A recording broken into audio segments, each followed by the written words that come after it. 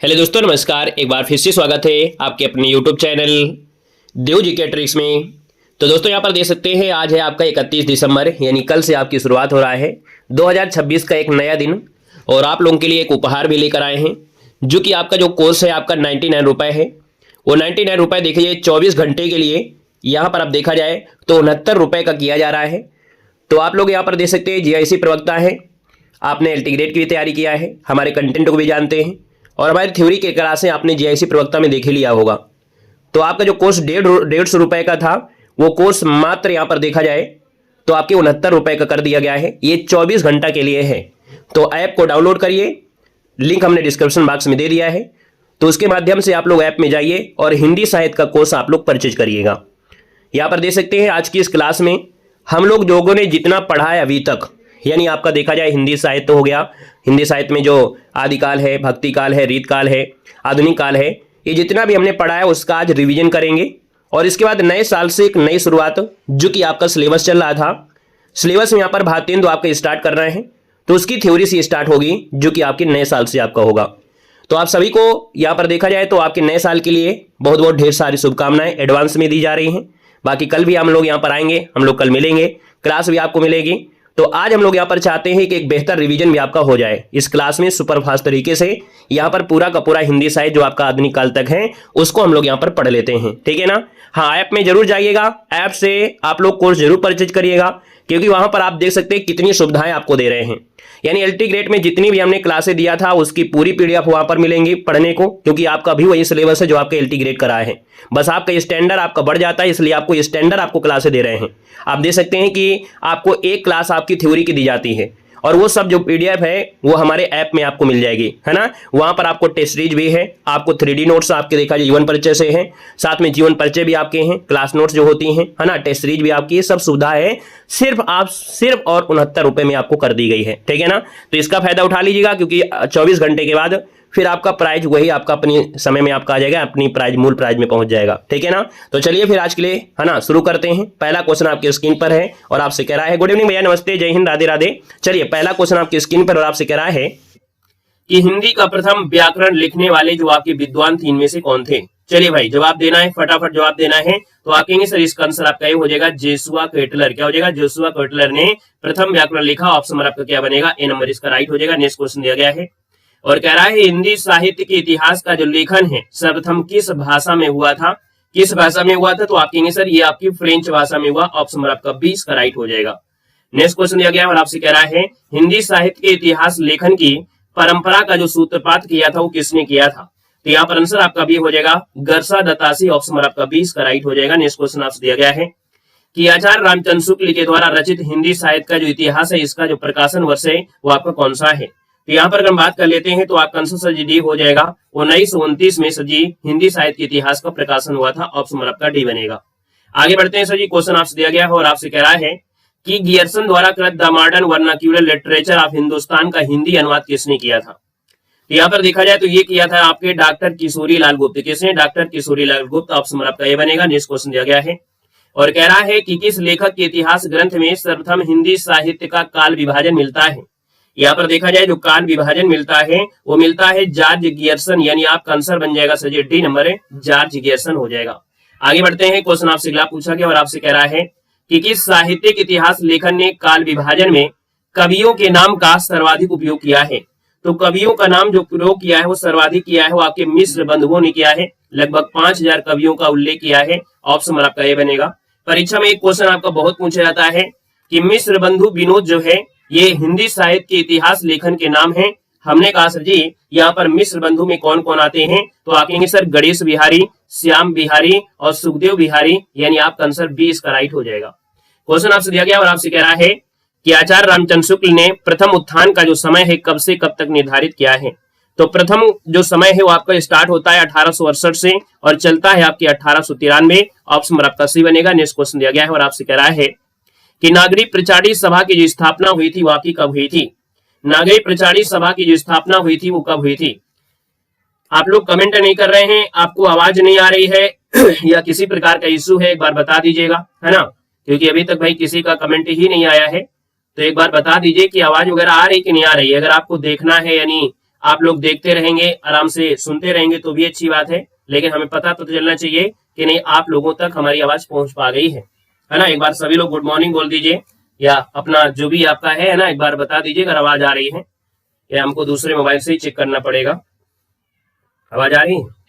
चलिए आ रही है, यानी कि आप लोग पढ़ाई कर रहे हैं, सुन रहे हैं, ठीक है। चलिए तो देखो हमने कहा क्वेश्चन नंबर आपका सर 12 दिया गया और 12 की बात करते हैं। तो नागरिक प्रचारणी सभा की जो स्थापना हुई थी, यहाँ पर देखा जाए तो क्वेश्चन बहुत ही मस्त है, याद रखना है 1893, यानी आंसर नंबर आपका जो दिया है वो आपका डी नंबर इसका राइट हो जाएगा।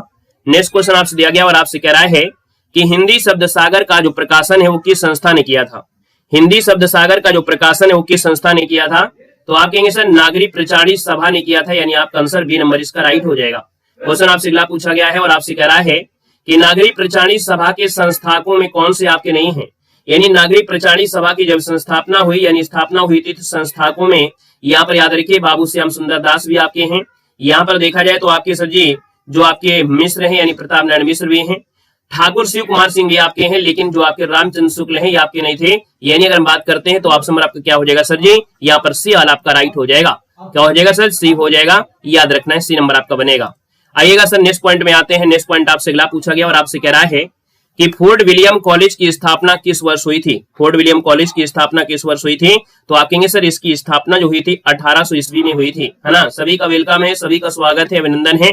मन लगाकर पढ़िएगा, परीक्षा में पेपर आपसे जो होंगे क्वेश्चन होंगे यहीं से आपके पूछे जाएंगे। यहाँ पर क्वेश्चन आपसे दिया गया और आपसे कह रहा है कि कलकत्ता में स्थापित जो फोर्ट विलियम कॉलेज है इसके संस्थापक इनमें से कौन थे। तो भैया यहाँ पर याद रखना है कलकत्ता में जो आपके हैं फोर्ट विलियम के संस्थापक आप कहेंगे सर ये हैं कौन, ए नंबर है जॉन गिलक्राइस्ट, ऑप्शन नंबर आपका फर्स्ट राइट हो जाएगा। नेक्स्ट क्वेश्चन दिया गया और आपसे कह रहा है कि सदल मिस्र की भाषा की विशेषता क्या है। सदल मिस्र का नाम सुना होगा, इनकी भाषा जो थी ये पूर्वी साइड यानी बिहार साइड से थे, इसलिए इनका जो आपका भाषा थी वो पूर्वीपन, ऑप्शन नंबर आपका ए इसका राइट हो जाएगा। नेक्स्ट क्वेश्चन दिया गया है कि लल्लू लाल जी आपके हैं, इनका सर्वाधिक प्रसिद्ध ग्रंथ इनमें से कौन सा है, तो आप कहेंगे सर ये प्रेम सागर, ऑप्शन नंबर आपका बी हो जाएगा। नेक्स्ट क्वेश्चन दिया गया है और आपसे कह रहा है रानी केतकी की कहानी के लेखक इनमें से कौन है। रानी केतकी की कहानी के लेखक कौन है, तो आप कहेंगे सर मुंशी ईसा अल्लाह खां है, ऑप्शन नंबर आपका सी बनेगा। नेक्स्ट क्वेश्चन दिया गया और आपसे कह रहा है कि निम्न में से कौन फोर्ट विलियम कॉलेज यानी कलकत्ता में हिंदी के अध्यापक भी रहे थे। यानी देखा जाए तो ये कलकत्ता में जो फोर्ट विलियम कॉलेज थे इसमें हिंदी के अध्यापक भी रहे हैं। सर जी यहाँ पर देखा जाए तो इनका नाम है सदल मिश्र, ऑप्शन नंबर आपका बी हो जाएगा, सदल मिश्र बनेगा। क्वेश्चन आपसे अगला पूछा गया है नासिकेतोपाख्यान के लेखक पूछा गया है। नासिकेतोपाख्यान की अगर हम बात कर लेते हैं तो आप कहेंगे सर सदल मिश्र हो जाएगा, यानी फर्स्ट नंबर इसका राइट हो जाएगा। क्वेश्चन आपसे दिया गया है कि इंशाअल्लाह द्वारा रचित रानी केतकी कहानी का दूसरा नाम क्या है।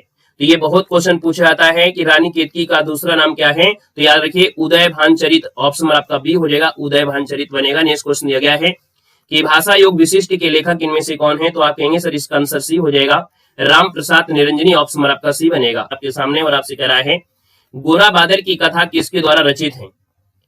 चलिए बताइएगा गोरा बादल की जो कथा है वो किसके द्वारा रचित की गई है, तो आप कहेंगे सर ये जटमल के द्वारा है, ऑप्शन नंबर आपका बी हो जाएगा, जटमल हो जाएगा। क्वेश्चन आपसे अगला पूछा गया और आपसे कह रहा है कि खड़ी बोली में जो खड़ी शब्द है उसका सर्वप्रथम जो प्रयोग किया था वो किसने किया था। यहाँ पर याद रखिए सदल मिश्र ने किया था, यानी आप कहेंगे सर खड़ी बोली में जो खड़ी शब्द है इसका सर्वप्रथम प्रयोग किया था सदल मिश्र। तो इस हिसाब से लगता है कि नहीं आपके लल्लू लाल प्रेम सागर है ना, वो आपके जो सदल मिश्र आपके थे, है ना, तो वहां से थोड़ा सा परिवर्तन देखने को मिल जाता है। तो इसका आंसर आपका ये हो जाएगा। नेक्स्ट क्वेश्चन दिया गया है कि खड़ी बोली का पहला प्रयोग किसके द्वारा किया गया था।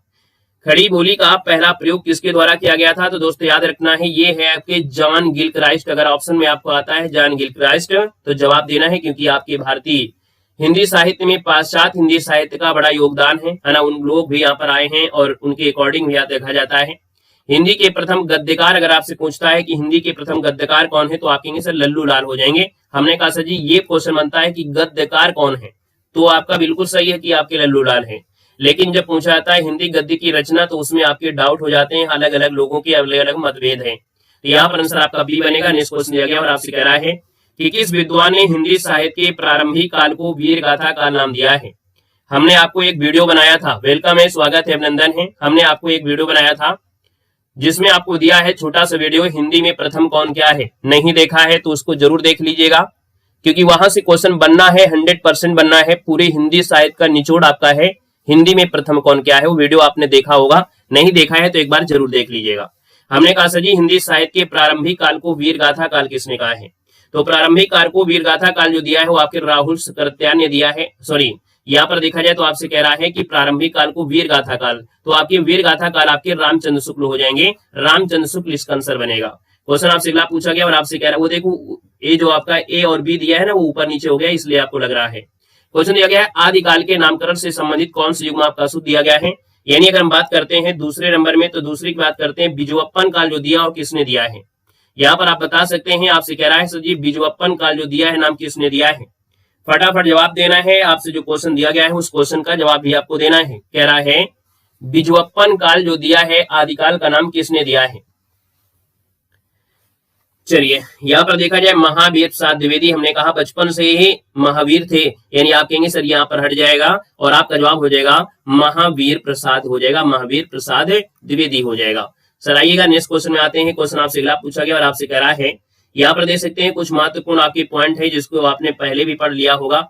यानी अगर आपसे पूछा गया है सर जी क्वेश्चन की हिंदी साहित्य के विभिन्न जो आपके युग हैं, यानी जैसे आपका होता है क्या, यहाँ पर होता है विभिन्न प्रारंभिक काल का जो विभिन्न वर्गीकरण है, यानी गियर्सन ने उसको चारण काल कहा है ना, और मिश्र बंधु ने प्रारंभिक काल, गणपति गुप्त ने भी प्रारंभिक काल, रामचंद्र शुक्ल ने वीर गाथा काल, राहुल सकृत्यान ने सिद्ध सामंत काल, महावीर प्रसाद द्विवेदी ने बिजवप्पन काल, विश्वनाथ प्रसाद ने वीर काल है ना, और हजर प्रसाद द्विवेदी ने आदि काल, साथ में देखा जाए रामकुमार वर्मा ने चारण या संधि काल।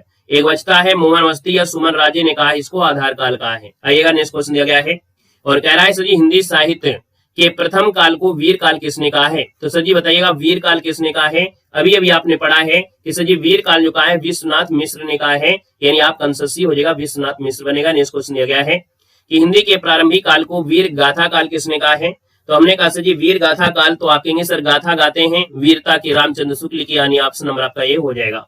क्वेश्चन दिया गया है कि हिंदी साहित्य के आदिकाल के लिए जो सिद्ध सामंत युग है ये नाम किसने दिया है। सजी सिद्ध सामंत पूछता है, सिद्ध सामंत, तो सजी आपका आंसर क्या हो जाएगा। तो हमने कहा इसी से जुड़ा हुआ नाम है राहुल सकृत्यान, यानी आपका जो आंसर है यहाँ पर राहुल सकृत्यान बनेगा। नेक्स्ट क्वेश्चन दिया गया है सजी आदिकाल के बिजवप्पन काल दिया है, तो हमने कहा सजी आदिकाल है बिजवप्पन काल है, यानी आप कहेंगे सर बचपन से ही महावीर प्रसाद द्विवेदी क्या थे, आदि यानी बहादुर थे। अगला क्वेश्चन दिया गया है हिंदी साहित्य के प्रथम काल को आदिकाल जो नाम दिया हो किसने दिया है। देखो आदिकाल, तो आप कहेंगे सर हिंदी साहित्य के प्रथम काल को आदिकाल है, ये आपके हजर प्रसाद द्विवेदी आपके हैं। अगला क्वेश्चन दिया गया है कि कौन सा नाम है जो आदिकाल का नहीं है।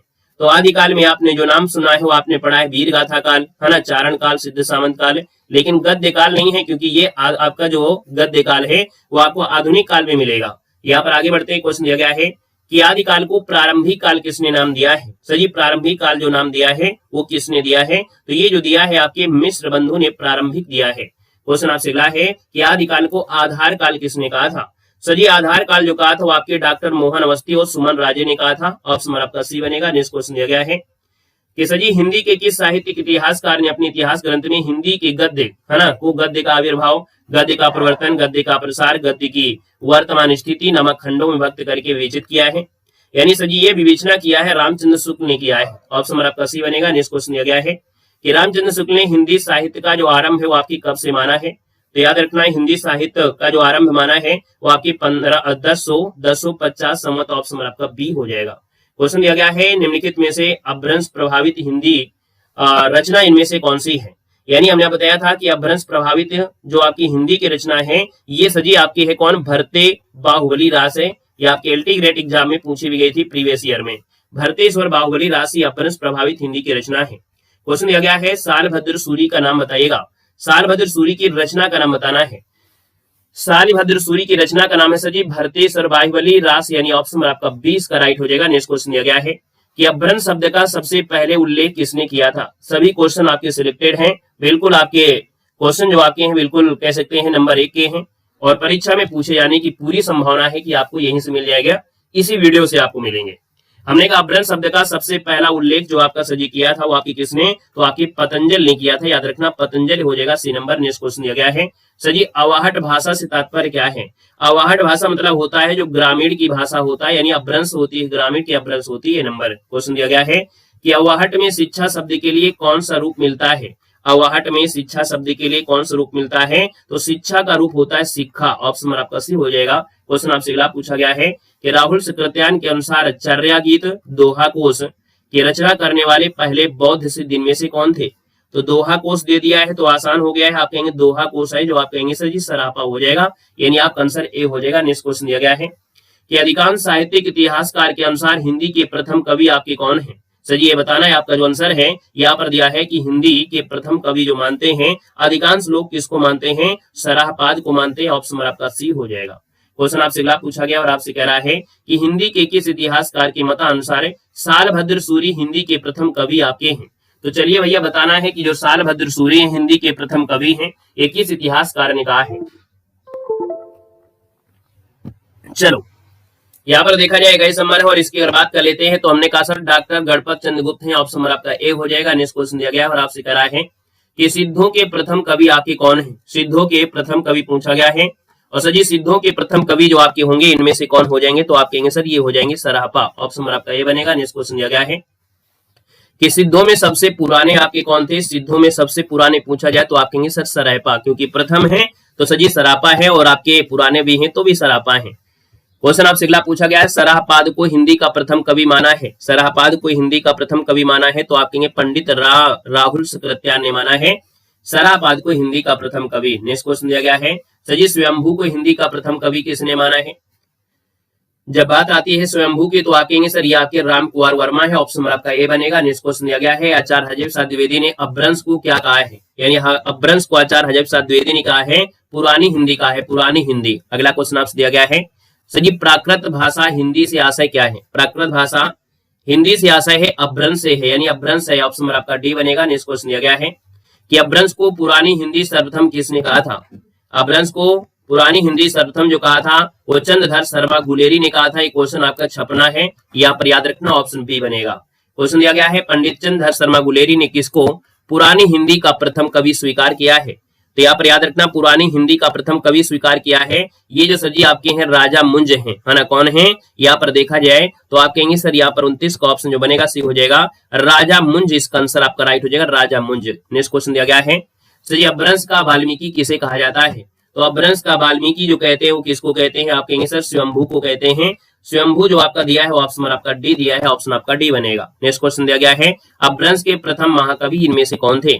अपभ्रंश के प्रथम महाकवि का नाम लेते हैं तो आप कहेंगे सर स्वयंभू हो जाएंगे। ऑप्शन नंबर आपका बी बनेगा। नेक्स्ट क्वेश्चन दिया गया है स्वयंभू की कृति का नाम क्या है। स्वयंभू की कृति का नाम है पौमचर्यु। ऑप्शन नंबर आपका डी हो जाएगा। क्वेश्चन दिया गया है कि इनमें से किस ग्रंथ में लिखा है कि अग्नि परीक्षा के बाद सीता जो थी वो जैन धर्म में दीक्षित हो जाती हैं। तो यहाँ पर देखा जाए तो सर जी आप कहेंगे इसका आंसर जो आपका बनेगा वो राइट आंसर डी हो जाएगा। राइट आंसर आपका हो जाएगा पौमचरी हो जाएगा। क्या हो जाएगा सर जी कि किस ग्रंथ में लिखा है अग्नि परीक्षा के बाद तो जैन धर्म में दीक्षित हो जाती है सर जी पौमचरी में लिखा गया है। ऑप्शन आपका डी बनेगा। नेक्स्ट क्वेश्चन दिया गया है सर जी अपभ्रंश का भवभूति किसे कहते हैं। अपभ्रंश का भवभूति कहते हैं पुष्यदंत को कहते हैं। ऑप्शन नंबर आपका बी हो जाएगा पुष्यदंत हो जाएगा। क्वेश्चन दिया गया है निम्नलिखित में से कौन सी रचना पुष्यदंत की नहीं है। कौन सी रचना पुष्यदंत की नहीं है तो सर जी याद रखिएगा महापुराणक भी है, जय कुमार चरू है, जस्टर भी है। यहाँ पर देखो दिया है पुष्यदंत की भैया पौमचरी। ऑप्शन नंबर आपका क्या बनेगा 35 का ऑप्शन डी हो जाएगा। ये पुष्यदंत की तो है नहीं है, अभी आपने पढ़ा भी था, तो आपका आंसर सर जी क्या हो जाएगा डी हो जाएगा। नेक्स्ट क्वेश्चन दिया गया है कि कौन सी रचना है जो स्वयंभू की नहीं है। वेलकम है, स्वागत है, बहुत बहुत अभिनंदन है ना। चाहे गुड मॉर्निंग बोलिए चाहे गुड इवनिंग बोलिए, जब जागो तभी सवेरा है। सर जी स्वयंभू की रचना नहीं है। हमने कहा सर जी स्वयंभू की रचना नहीं है तो आप कहेंगे सर यहाँ पर स्वयंभू की रचना में पौमचर्यु है, जो रेडियम है स्वयं जो स्वयंभू छंद है, लेकिन महापुराण नहीं है। ऑप्शन नंबर आपका डी बनेगा। क्वेश्चन आपसे अगला पूछा गया है खड़ी बोली में सबसे पहले काव्य का सृजन करने वाले कवि कौन है। जिन्होंने सबसे पहले खड़ी बोली में यहाँ पर काव्य का सृजन किया था तो सर जी इनका नाम है अमीर खुसरो। ऑप्शन नंबर आपका ये हो जाएगा अमीर खुसरो। नेक्स्ट क्वेश्चन दिया गया है निम्न में से कौन शिलांकित कृति है। यहाँ पर देखा जाए बहुत ही मोस्ट इंपोर्टेंट क्वेश्चन आपका है। शिलांकित कृति होता है यानी पत्थर पर लिखी गई आपकी रचना है। और सर जी आप कहेंगे सर ये क्वेश्चन पूछा गया है एलटी ग्रेड में। यहाँ पर आप कहेंगे सर इसका आंसर है आपका राउरवेल हो जाएगा, जो कि एक शिलांकित कृति है ना। आपका आंसर जो आपका हो जाएगा बी हो जाएगा। और ये गद्य पद्य में यानी चंपू काव्य में लिखी गई है। ऑप्शन नंबर आपका बी बनेगा। क्वेश्चन आपसे अगला पूछा गया और आपसे कह रहा है कि निम्न में से कौन व्याकरण ग्रंथ के रूप में आपके प्रतिष्ठित हैं। तो सर जी व्याकरण ग्रंथ के रूप में जो जाने जाते हैं उक्त व्यक्ति प्रकरण, है ना। क्या होता है सर उक्त व्यक्ति प्रकरण है। ऑप्शन नंबर आपका 20 का राइट हो जाएगा। नेक्स्ट क्वेश्चन दिया गया है कि उक्त व्यक्ति प्रकरण के रचनाकार इनमें से कौन है। यहाँ पर जवाब देना है सर जी उक्त व्यक्ति प्रकरण के रचनाकार इनमें से कौन है। शेष हमने कहा सर जी उक्त व्यक्ति प्रकरण का रचनाकार पूछा गया है। अगर बात करते हैं 40 में तो आप कहेंगे सर ये जो आपके नाम है दामोदर शर्मा है। कौन है उक्ति व्यक्ति प्रकरण के रचनाकार? कौन है? दामोदर शर्मा। यानी आपका जो आंसर बनेगा सर जी ए हो जाएगा, याद रखना है। क्वेश्चन आपसे अगला पूछा गया और आपसे कह रहा है कि कौन सी भाषा है जो आदिकाल की है, यानी आदिकाल की भाषा। तो आप कहेंगे सर आदिकाल की भाषा में यहाँ पर डिंगल पिंगल आपकी भाषा होती थी, लेकिन आगे चलकर यही भाषा आपकी ब्रज भाषा को रूप ले लेती है। प्रारंभिक जो आपकी थी वो आपकी डिंगल पिंगल ही थी, लेकिन आगे चल के जो अपभ्रंश होती है इसके बाद फिर सजी क्या होती है, ब्रज में कन्वर्ट हो जाती है ना। तो आपका आंसर सजेस्टिव हो जाएगा, ये प्रारंभिक आपकी है, लेकिन जैसे जैसे आगे चलेंगे तो ये ब्रज भाषा में कन्वर्ट हो जाती है। एक बार एग्जाम में पूछा गया था, इसका सही जवाब आपका लगाया गया था ब्रज भाषा, लेकिन काफी पहले पूछा गया था क्वेश्चन। यहाँ पर आगे बढ़ते हैं, क्वेश्चन दिया गया है कि सर जी चारण साहित्य किस साहित्य का दूसरा नाम है? चारण साहित्य कहा जाता है सर जी रासो साहित्य को। किसको? चारण साहित्य किस साहित्य का दूसरा नाम है? तो रासो साहित्य, यानी आपका आंसर डी हो जाएगा। नेक्स्ट क्वेश्चन दिया गया है कि निम्न में से कौन सा 84 सिद्धों में से आपके नहीं आते हैं? तो 84 सिद्धों में दोस्तों याद रखना विरूपा है, यहाँ पर आपकी कडप्पा है, कुकुरिप्पा भी है, लेकिन सर जी जो आपके सारंगधर है, ये सारंगधर आपकी 84 सिद्धों में नहीं आते हैं। ऑप्शन आपका सी हो जाएगा। क्वेश्चन आपसे अगला पूछा गया और आपसे कह रहा है सर जी सिद्धों की संख्या कितनी मानी गई है? सिद्धों की संख्या सर जी मानी गई है आपकी 84, यानी आपका आंसर हो जाएगा 84 बनेगा। नेक्स्ट क्वेश्चन दिया गया है सर जी आदिकाल में किस प्रकार का साहित्य लिखा जा रहा था? यानी आदिकाल में जो साहित्य लिखा जाता था वो जन जीवन से हटकर राजाओं की जो वीरता थी, है ना, राजाओं की वीरता को आरंचित किया जाता था। ये नंबर बनेगा। क्वेश्चन दिया गया है रासो ग्रंथ किस भाषा में आपके लिखे गए हैं? तो सर जी रासो ग्रंथ जो आपके हैं वो सर जी ब्रज भाषा में लिखे गए हैं। आपका आंसर हो जाएगा बी नंबर। अभी हमने आपको बताया था कि अवाहट जो आपकी एक प्रकार से जो डिंगल पिंगल थे, आगे चलकर वो आपकी किस में आपने कन्वर्ट कर लिया था? ब्रज में कन्वर्ट कर लिया था। यहाँ पर आगे बढ़ते हैं, क्वेश्चन दिया गया है कि वीर गाथा काल, यानी जो वीर गाथा कालीन जो रासो काव्य हैं इनमें से किस विषय का वर्णन आपका नहीं है? यानी रासो काव्य में देखा जाए तो आश्रयदाता का वर्णन किया गया है, इतिहास और कल्पना का सर जी मिश्रण भी आपका है, कृष्ण की लीला या भक्ति में मिलता है ना, कृष्ण की लीला जो सर जी आपकी है वो आपकी भक्ति में मिलता है। तो यहाँ पर आंसर आपका 80 नंबर गलत हो जाएगा। युद्धों का बिल्कुल सजीवता के साथ आपका वर्णन आपको मिलता है किसमें? आपके रासो यानी वीरगाथा काल में। हिंदी की साहित्य के 700 से लेकर 1400 ईस्वी के कालखंड को सर जी गियर्सन ने क्या नाम दिया था? तो गियर्सन ने सर जी क्या किया था? चरण काल कर दिया था, यानी आपका आंसर सी हो जाएगा। क्वेश्चन दिया गया है बीसल देवरासों में किस शैली का प्रयोग किया गया है? बीसल देवरासों में सर जी किस शैली का प्रयोग हुआ है? तो आपकी गे शैली का हुआ है। ऑप्शन आपका सी बनेगा।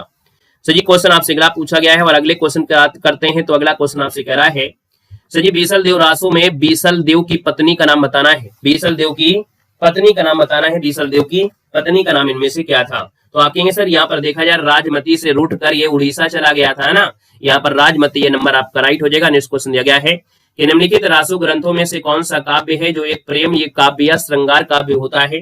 प्रेम काव्य या श्रृंगार काव्य देखा जाए तो सर जी आपका ये बीसल देवरासो है, ये प्रेम काव्य है ना, तभी तो भैया वो रूट कर बाहर चला गया था उड़ीसा। क्वेश्चन देखो दिया है राजमती से रूट कर बीसल देव कहाँ गया था? तो हमने कहा सर जी ये गया था उड़ीसा। ऑप्शन आपका बी हो जाएगा उड़ीसा। नेक्स्ट क्वेश्चन दिया गया है कि किस रासो ग्रंथ को आला खंड के नाम से जाना जाता है? तो सर ये आला खंड के नाम से जानते हैं वो आपकी जगनिक का परमाल रासो को आला खंड के नाम से जानते हैं। क्वेश्चन दिया गया है आला उदल किस राजा के सामंत थे? तो आला उदल जो आपके थे वो किस सामंत के थे? तो आप कहेंगे सर ये आपकी परमाल राजा थे, यानी आपका आंसर हो जाएगा परमाल। ऑप्शन आपका फर्स्ट इसका राइट हो जाएगा। क्वेश्चन आपसे दिया गया और आपसे कह रहा है 12 वर्ष लय कुकर जिए और 13 लय जिए सियार, 22 18 रही छत्री जिए आगे जीवन को अधिकार। यानी ये सजी जो आपकी है विधा कुल मिला के देखा जाए तो सजी ये जो आपकी है एक प्रकार से आहला है। क्या है सजी? आहला है, याद रखना आहला बनेगा डी नंबर। वीरगाथा काल के प्रसिद्ध प्रबंध काव्य का नाम बताना है। यानी वीरगाथा काल में जो एक प्रबंध काव्य है वो था आपका पृथ्वीराज रासो, यानी आपका आंसर भी हो जाएगा पृथ्वीराज रासो। क्वेश्चन दिया गया है कि रामचंद्र शुक्ल ने हिंदी का प्रथम कवि किसे माना है? तो रामचंद्र शुक्ल ने हिंदी का प्रथम कवि जो माना है सर जी याद रखना है वो आपके चंद्र वरदाई को माना है। ऑप्शन आपका सी हो जाएगा। नेक्स्ट क्वेश्चन दिया गया है कि हिंदी का प्रथम महाकाव्य किस रचना को माना जाता है?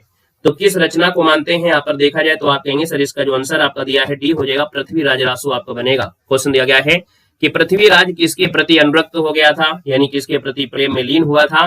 तो संयोगिता के प्रति हुआ था। ऑप्शन आपका सी बनेगा। नेक्स्ट क्वेश्चन दिया गया है आदिकालीन हिंदी काव्य धारा में उपलब्ध आपका नहीं है। तो आदिकालीन हिंदी काव्य धारा में याद रखना है आपको मिल जाएगा जैन साहित्य, आपको सिद्ध साहित्य, आपको नाथ साहित्य, लेकिन आदिकाल में हिंदी काव्य में सिख साहित्य नहीं मिलेगा। ऑप्शन आपका सी बनेगा। क्वेश्चन आपसे अगला पूछा गया और आपसे कह रहा है कि आचार्य रामचंद्र शुक्ल के अनुसार हिंदी साहित्य के आदिकाल की जो समय है सीमा आपसे पूछा है, समय सीमा आपकी है क्या? तो सजी समय सीमा आपकी हो जाएगी क्या, विक्रमी 1050 से लेके आपका 1375 है, ये सजी आपका आदिकाल का समय है, याद रखना है। फिर 75 से आपका होता है कितना, यहाँ पर 1700, 1700 से 1900 के बाद अब तक। यहाँ पर अगला क्वेश्चन दिया गया, निम्नलिखित में से कौन वीर गाथा काल की रचना नहीं है, तो हमने कहा सर वीर गाथा काल की रचना की बात करते हैं तो आप कहेंगे सर ये आपकी भक्तमाल नहीं है, क्योंकि भक्तमाल है नावादास की, यानी कि भक्ति आंदोलन से है। इनमें से कौन सी रचना आदिकाल की है, आदिकाल की है, और आदिकाल की है तो आप कहेंगे सर ये विद्यापति जो आपकी पदावली है ना, ऑप्शन नंबर आपका बी हो जाएगा। क्वेश्चन देखो दिया है और आपसे कह रहा है कि आदिकालीन साहित्य का प्रमुख रस क्या है, यानी जब आदिकाल की बात करते हैं तो इसमें रसों की आपकी आती है, तो आपका करुण रस, सॉरी आदिकाल में करुण रस कहां से आ जाएगा भाई, आदिकाल में करुण रस नहीं होगा, वीर रस होगा। यहाँ पर देखा जाए तो यह हटाइएगा, क्योंकि यहाँ पर शायद हाँ ये देखो ये आपका वीर रस दिया है, यानी डी वाला जो ऊपर आ गया है ना, तो इसका आंसर क्या हो जाएगा सर, यहाँ पर आप कहेंगे सर ये आपका वीर रस आपका हो जाएगा, याद रखना है, ठीक है ना। यहाँ पर अगला क्वेश्चन दिया गया और आपसे कह रहा विद्यापति ने कुल कितने ग्रंथों की रचना किया है, तो विद्यापति ने कितने ग्रंथों की, तो आप कहेंगे सर 14 ग्रंथों की रचना किया है या 16 ग्रंथों की किया है, तो विद्यापति ने कुल 14 ग्रंथों की रचना किया है। किसकी बात हो रही है, विद्यापति की बात हो रही है। सही क्वेश्चन दिया गया है विद्यापति के पद किस भाषा में मिलेंगे, तो विद्यापति के पद हैं वो सजी किस भाषा में मिलते हैं, यहाँ पर याद रखना है आपके मैथिली भाषा में है, ऑप्शन नंबर आपका बी हो जाएगा, इसलिए मैथिल कोकिल कहा जाता है। विद्यापति की कौन सी रचना अभी तक संपादित हो गई है लेकिन सजी प्रकाशित नहीं हुई है, बिल्कुल रटा दिया गया है क्वेश्चन, आप कहेंगे सर ये तो आपकी पदावली है, यानी पदावली है तो आपका आंसर सजी क्या हो जाएगा, यहाँ पर पदावली इसका आंसर आपका, सॉरी माफ करिए, अभी तक संपादित होकर प्रकाशित नहीं हुई है आपकी कीर्ति पताका, है ना, कौन हो जाएगा सर, कीर्ति पताका जो आपकी है वो आपकी संपादित तो हुई है लेकिन प्रकाशित नहीं हुई है। और पदावली की जो आपकी भाषा है वो आपकी मैथिली है, और इसलिए इसे मैथिल कोकिल जो कहते हैं वो पदावली की वजह से कहते हैं, ठीक है ना। इसकी भाषा जो आपकी है वो आपकी मैथिली है, मैथिली आपकी है, मैथिली की वजह से इनको मैथिल कोकिल कहा गया था। तो यहाँ पर जो आपका आंसर दिया है वो सजी क्या हो जाएगा, यहाँ पर आपका बी नंबर है, राइट हो जाएगा। नेक्स्ट क्वेश्चन दिया गया और आपसे कह रहा है कि विद्यापति इनमें से किस रचना के आधार पर मैथिल कोकिल आपकी कहलाए हैं, देख सकते हैं क्वेश्चन पूछा भी गया है, हमने कहा सजी पदावली की वजह से, यानी पदावली है तो ऑप्शन नंबर आपका क्या बन जाएगा, यहाँ पर आपका आंसर जो बन जाएगा वो सजी फर्स्ट नंबर राइट हो जाएगा। क्वेश्चन आपसे दिया गया और आपसे कह रहा है कि देसिल देसिल बौना देखिल बौना देसिल बौना सबजन मिठा, ये जो आपका है वो किसकी कृति है, हमने कहा भी था कि अपनी भाषा सबको प्यारी होती है, यानी ये सब विद्यापति ने ही कहा था, ये नंबर आपका हो जाएगा, परीक्षा में पूछा जा सकता है। क्वेश्चन दिया गया है किस कवि को अभिनय जयदेव का नाम दिया जाता है, अभिनय जयदेव कहेंगे सर जी आपकी विद्यापति को कहा जाता है, ये नंबर आपका बनेगा। क्वेश्चन दिया गया है नाथ पंथ के जो प्रणेता है वो आपकी कौन है, नाथ पंथ के जो प्रणेता है इनमें से सजी आपकी कौन बनेंगे, हमने कहा सजी नाथ पंथ की बात किया है और नाथ पंथ के जो प्रणेता है वो आपके सजी कौन है, बताओ जल्दी से।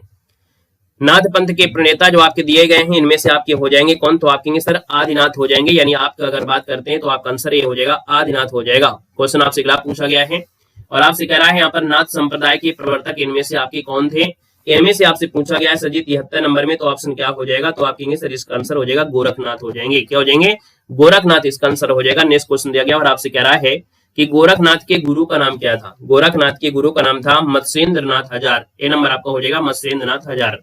क्वेश्चन दिया गया है और आपसे कह रहा है नाथ संप्रदाय में हठ योग का सजी अर्थ क्या होता है, तो सजी आपने हठ योग भी पढ़ा होगा, ये आपकी एलटी ग्रेड परीक्षा में पूछा भी गया क्वेश्चन है। हठ योग का जो अर्थ होता है सजी 75 की अगर बात करते हैं तो आप कहेंगे सर हा का अर्थ होता है सूर्य और ठा का अर्थ होता है चंद्र, दोनों का योग ही होता है हठ योग होता है। क्वेश्चन दिया गया है हठ योग का उपदेश किसने दिया था, हठ योग का सजी जो उपदेश दिया था वो किसने दिया था, यहाँ पर 76 की अगर बात कर लेते हैं तो आपका आंसर सजी आपका हो जाएगा कौन, तो आप कहेंगे सर ये गोरखनाथ ने दिया था, ये नंबर बनेगा।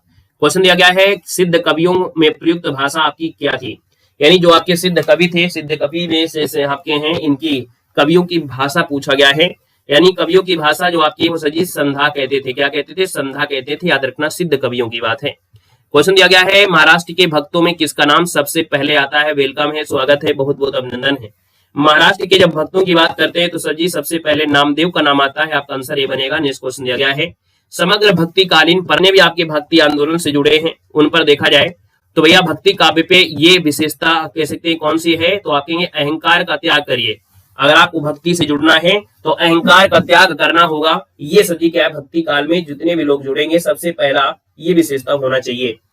यहाँ पर सजी अगला पॉइंट आपसे दिया गया और आपसे कह रहा है भक्ति काल की सजी समय सीमा बता दीजिएगा, तो भक्ति की समय सीमा कितनी है, तो हमने कहा सजी 1375 से स्टार्ट होती है और ये आपका दिया है 1850 लगभग दे दिया है। वैसे हमने कहा है लगभग आप किसी के एवरेज में, तो जब आपका इसमें दिया है इनमें से कोई नहीं तो इनमें से कोई नहीं लगा दीजिए, क्योंकि 1375 से शुरुआत होगी तो भैया ये 1700 में जाता है ना, 1700 तक जाता है ना, 1700 जाता है और 1700 जाता है। जो अब ऑप्शन में नहीं है तो ऑप्शन में डी दिया है, इनमें से कोई नहीं दिया है। जब इनमें से कोई नहीं दिया है तो आप आंसर डी नंबर लगाइए, है ना, इसीलिए ऑप्शन दिया गया है इनमें से कोई नहीं। आगे बढ़ते हैं, क्वेश्चन आपसे अगला पूछा गया है कि भक्ति के स्रोत को दक्षिण से उत्तर में प्रसारित होने का सिद्धांत या समर्थन वाले आपके थे, वो सर जी आचार्य रामचंद्र शुक्ल थे, अजय प्रसाद द्विवेदी थे, यानी हमने कहा सर जी समर्थन किसने किया था। तो याद रखना है जो आपके दक्षिण से उत्तर में प्रसारित आपकी भक्ति हुई, समर्थन जो किया था वो आपके रामचंद्र शुक्ल ने किया था। ऑप्शन नंबर आपका सी बनेगा। क्वेश्चन दिया गया है कि सर जी रामानुजाचार्य ने किस दर्शन का प्रतिपादन किया था। राम जो थी वो आपके विशिष्ट थी, यानी विशिष्ट थी, तो ऑप्शन नंबर आपका सी हो जाए। अब विशिष्ट द्वैतावाद बनेगा। नेक्स्ट क्वेश्चन दिया गया है अलवार भक्तों की जब संख्या पूछा जाए कि अलवार भक्तों की संख्या कितनी है, तो आप कहेंगे सर 12 है। कितनी है? 12 हो जाएगा। क्वेश्चन दिया गया है कि सर जी भक्ति का जो प्रारंभ हुआ था ये कहां से हुआ था। भक्ति का प्रारंभ आप कहेंगे सर दक्षिण भारत से हुआ था। ऑप्शन आपका बी बनेगा। नेक्स्ट क्वेश्चन दिया गया है कि आरती कीजिए हनुमान लला की सजी इसके रचयिता जो आपके इनमें से कौन है, तो सजी आपके रामानंद है। याद रखना रामानंद हो जाएंगे। सजी क्वेश्चन आपसे दिया गया है निम्नलिखित में से कौन रामानंद की शिष्य परंपरा में नहीं आता है। तो रामानंद की शिष्य परंपरा में नहीं आते हैं तो आप कहेंगे सर ये जो आपके मलूक दास हैं, मलूक दास शिष्य परंपरा में नहीं आते। रामानंद के शिष्यों में इनका गिनती नहीं है। इनकी जो संख्या है रामानंद के शिष्यों की संख्या है वाकई 12 है। ये हमने आपको अलग से आपको बना दिया था, वीडियो आपने देखा होगा। क्वेश्चन आपसे दिया गया है सर जी भक्ति काल को हिंदी का काव्य स्वर्ण युग सर्वप्रथम किसने कहा है। यानी भक्ति काल को हिंदी काव्य का स्वर्ण युग जो कहा है वो सर जी किसने कहा है। यहाँ पर देखा जाए तो आपकी गियर्सन ने कहा है। किसने? गियर्सन ये बनेगा। क्वेश्चन दिया गया भक्ति काल का नाम पूर्व मध्यकाल किस आचार्य ने दिया है।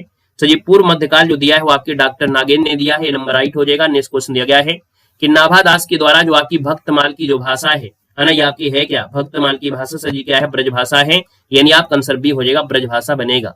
सजी दिया गया है भक्तमाल के रचयिता नाभादास के गुरु का नाम बताना है। एक क्वेश्चन तो आपकी गुरु से ही होता है। स्वागत है भैया, वेलकम है, सभी का अभिनंदन है। Good morning, good evening, good afternoon, सब कुछ आप लोगों के लिए है ना। कहा है कि क्लास जुड़ते रहिए, अपना फर्ज निभाते रहिए, हम पढ़ाते रहेंगे, है ना, क्योंकि अगर सबका बोलेंगे तो फिर समय लगेगा। इसलिए क्या है कि आप लोग अपना फर्ज निभाते हुए गुड मॉर्निंग करके एंट्री करिए, गुड आफ्टरनून के करिए, क्योंकि जब हम रात में पढ़ाते हैं तो कुछ लोग गुड मॉर्निंग बोलते हैं, जब दोपहर में बुलाते हैं तो भैया गुड नाइट बोलते हैं। इसलिए सबके लिए जो है वो आपका बराबर है, ठीक है ना। सजी भक्तमाल के रचयिता नाभादास की गुरु दिया है। हमने कहा नाभादास की गुरु कौन हो जाएंगे, तो आप कहेंगे सर अग्रदास है। याद रखना अग्रदास डी बनेगा। क्वेश्चन दिया गया है सर जी संत साधना का जो साहित्यिक रूप प्रारंभ हुआ था वो कहां से प्रारंभ हुआ था। संत जो हुआ था आपकी पंढरपुर से हुआ था। पंढरपुर ऑप्शन नंबर आपका सी हो जाएगा। सर जी क्वेश्चन आपसे दिया गया है और कह रहा है सर जी ज्ञानश्री शाखा के प्रमुख कवि इनमें से कौन है। चलिए पूर्व मध्यकाल वाला कहां पर पॉइंट चला गया, पूर्व मध्यकाल वाला पॉइंट कहां चला गया भाई, देख लेते हैं। यहाँ पर एक क्वेश्चन आपका दिया गया है पूर्व मध्यकाल वाला क्वेश्चन आपका जो दिया गया है, दूसरा हमने लगा दिया क्या भाई। क्वेश्चन आपसे यहाँ पर दिया गया है भक्ति काल का नाम पूर्व मध्यकाल किस आचार्य ने दिया था। ये वाला पॉइंट है ना, आचार्य रामचंद्र शुक्ल। भक्ति काल को पूर्व मध्यकाल का नाम आचार्य रामचंद्र शुक्ल ने दिया था। रामचंद्र शुक्ल है भी नहीं है, रामचंद्र शुक्ल ने दिया था तो रामचंद्र शुक्ल भी आपके नहीं है, और भी आपका हो सकता है। हजारी प्रसाद द्विवेदी ने भी इसको लोक जागरण कहा था, गियर्सन ने इसको स्वर्ण युग कहा था, ठीक है। यानी कि हमने कहा सजी इसको भक्ति काल या इसे पूर्व मध्यकाल जो आपके नामकरण में हजारी प्रसाद द्विवेदी ने इसको लोक जागरण काल कहा था, ठीक है। तो इसमें आप लोग अपना हजारी प्रसाद लगा लीजिएगा, ठीक है ना। यहाँ पर सुधार कर लीजिएगा, हजारी प्रसाद द्विवेदी यहाँ पर आपको कर लेना है, ठीक है ना। चलिए यहाँ पर आपका हो गया। अगले क्वेश्चन में आते हैं। क्वेश्चन आपसे अगला पूछा गया है और आपसे यहाँ पर दिया गया है क्वेश्चन आपसे क्या दिया गया है, इनमें से सजी ज्ञानश्री शाखा के जो कवि आपके नहीं है वो आपकी कौन नहीं है। ज्ञानश्री शाखा के कवि नहीं है, यहाँ पर देखा जाए तो आपकी कौन नहीं है। तो ज्ञानश्री शाखा में धर्मदास हैं, दादू दयाल हैं, कबीर हैं, लेकिन आपके अग्रदास नहीं होंगे। ऑप्शन नंबर आपका बी हो जाएगा, अग्रदास। क्वेश्चन आपसे अगला पूछा गया और आपसे कह रहा है निर्गुण संत कवियों में सर्वाधिक शास्त्रज्ञ यानी सुशिक्षित जो पढ़े लिखे थे वो आपके कौन थे। यहाँ पर देखा जाए तो आप कहेंगे सर आंसर आपका बी हो जाएगा, सर ये सुंदरदास है। ऑप्शन आपका बी बनेगा। क्वेश्चन आपसे अगला पूछा गया और आपसे कह रहा है निम्नलिखित संत कवियों में से कौन संत कवि पढ़ा लिखा था। यानी पढ़ा लिखा था तो आप कहेंगे सर ये अभी तो आपने बता ही दिया है। यानी देखा जाए तो आप कहेंगे सर इसका आंसर जो बनेगा वो इनमें से क्या हो जाएगा, तो आप कहेंगे सर ये आपके सुंदरदास हो जाएंगे। क्वेश्चन दिया गया इनमें से कौन सा कवि है जो संत कवि नहीं है। संत कवि नहीं है, और संत कवि नहीं है तो आप कहेंगे सर ये आपके तुलसीदास, ये संत कवि नहीं है। यानी आपका आंसर डी हो जाएगा, क्योंकि अभी आपको भक्ति में मिलेंगे, है ना, वे राम भक्ति शाखा से जुड़े हैं। क्वेश्चन आपसे दिया गया है, आपसे कह रहे हैं हरडेवाड़ी और अंगबधु किसकी वाणी के संकलन है। तो हरडेवाड़ी और अंगबधु जो आपके हैं दादू दयाल के हैं। ऑप्शन आपका डी हो जाएगा, दादू दयाल। क्वेश्चन दिया गया है कि निर्गुण ज्ञानश्रेय शाखा का दूसरा नाम क्या है। निर्गुण ज्ञानश्रेय शाखा का दूसरा नाम पूछा गया है तो इसका नाम है संत साहित्य है। क्या है सर जी? संत साहित्य है। निर्गुण ज्ञान जो आपका है वो संत लोगों के पास है। क्वेश्चन दिया गया है संत काव्य नाम जो दिया है किसने दिया है। संत काव्य जो दिया है नाम वो किसने दिया है। तो यहाँ पर देखा जाए संत नाम जो दिया है वो सर जी आपकी किसने दिया है। आप कहेंगे सर ये राम कुमार वर्मा है। ऑप्शन नंबर आपका सी इसका राइट हो जाएगा। क्वेश्चन आपसे अगला पूछा गया है निर्गुण काव्य धारा की सर जी प्रवृत्ति पूछा गया है।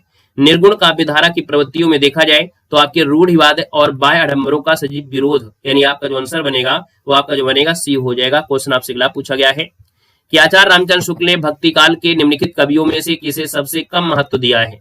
यानी देखा जाए तो इनको सबसे कम महत्व दिया गया है और सजी देखा जाए तो इसका आंसर क्या हो जाएगा। यहाँ पर अगर हम बात कर लेते हैं इनमें से तो आपका सजी आंसर इनमें से क्या बनेगा। सबसे कम महत्व दिया गया है।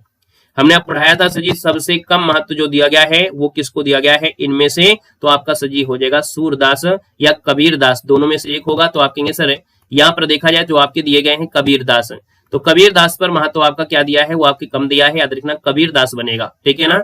यानी हमने कहा है कि इन पर फोकस ना करिए क्योंकि इनके हिसाब से ये टाइपिंग में एरर हो जाती है, इस वजह से है। आप भी बोलिए सी बोलिए लेकिन नाम आपका है जो नाम क्या है यहाँ पर कबीरदास याद रखना है। आपका जवाब हो जाएगा सर जी कबीरदास, ठीक है ना। क्वेश्चन आपसे अगला पूछा गया रामचंद्र शुक्ल ने किस पर स्वतंत्र रूप से आलोचना नहीं किया है। तो सर जी किस पर स्वतंत्र रूप से आलोचना नहीं किया है। तो हमने कहा सर जी ये कबीर जी पर आलोचना नहीं किया है। आपका बी हो जाएगा। नेक्स्ट क्वेश्चन दिया गया है कि भाषा बहुत परिष्कृत और परिमार्जित न होने पर भी कबीर की उक्तियों में कहीं कहीं विलक्षण प्रभाव और चमत्कार है। प्रतिभा उनमें से प्रखर थी, संदेह नहीं है। पंक्ति जो लिखा है वो किसने लिखा है। ये पंक्ति लिखा है रामचंद्र शुक्ल ने लिखा है। ऑप्शन नंबर आपका डी इसका राइट हो जाएगा। नेक्स्ट क्वेश्चन दिया गया है कि सर जी सदुक्कड़ी भाषा से मतलब क्या होता है। सदुक्कड़ी भाषा मतलब होती है कि जिनमें अनेक प्रांतीय भाषा या बोलियों शब्दों का आपका मिश्रण होता है उसी को सदुक्कड़ी कहते हैं। क्वेश्चन दिया गया है रज्जब अली खां की गुरु का नाम पूछा गया है। रज्जब अली खां की गुरु का नाम था दादू दयाल या मलुकदास। तो आप कहेंगे सर रज्जब अली खां की गुरु का नाम था दादू दयाल, यानी आपका आंसर भी हो जाएगा। हिंदी में कौन क्या है उसी में हमने यहाँ पर गुरु और शिष्य पर पढ़ा दिया था, आपने देख लिया होगा। सर ये कबीर वाणी के डिटेक्टर थे। ये जो कहा है आलोचना किया है वो किसने किया है। तो आपकी हजैब साहब द्विवेदी ने किया है। ऑप्शन नंबर आपका बनेगा सी नंबर हो जाएगा। नेक्स्ट क्वेश्चन दिया गया है कि कबीर ने जिस प्रकार निराकार ईश्वर के प्रति भारतीय वेदांत का पल्ला झाड़ा है या पकड़ा है उसी प्रकार निराकार ईश्वर की भक्ति के लिए सूफियों का प्रेमत्व लिया है और अपना निर्गुण धूमधाम से निकाला है। ये सजी कथन किसने कहा है। ये कथन आपके है रामचंद्र शुक्ल का है। ऑप्शन नंबर आपका डी हो जाएगा। नेक्स्ट क्वेश्चन दिया गया है कि तुम जिन जानो गीत है यह निज ब्रह्म विचार।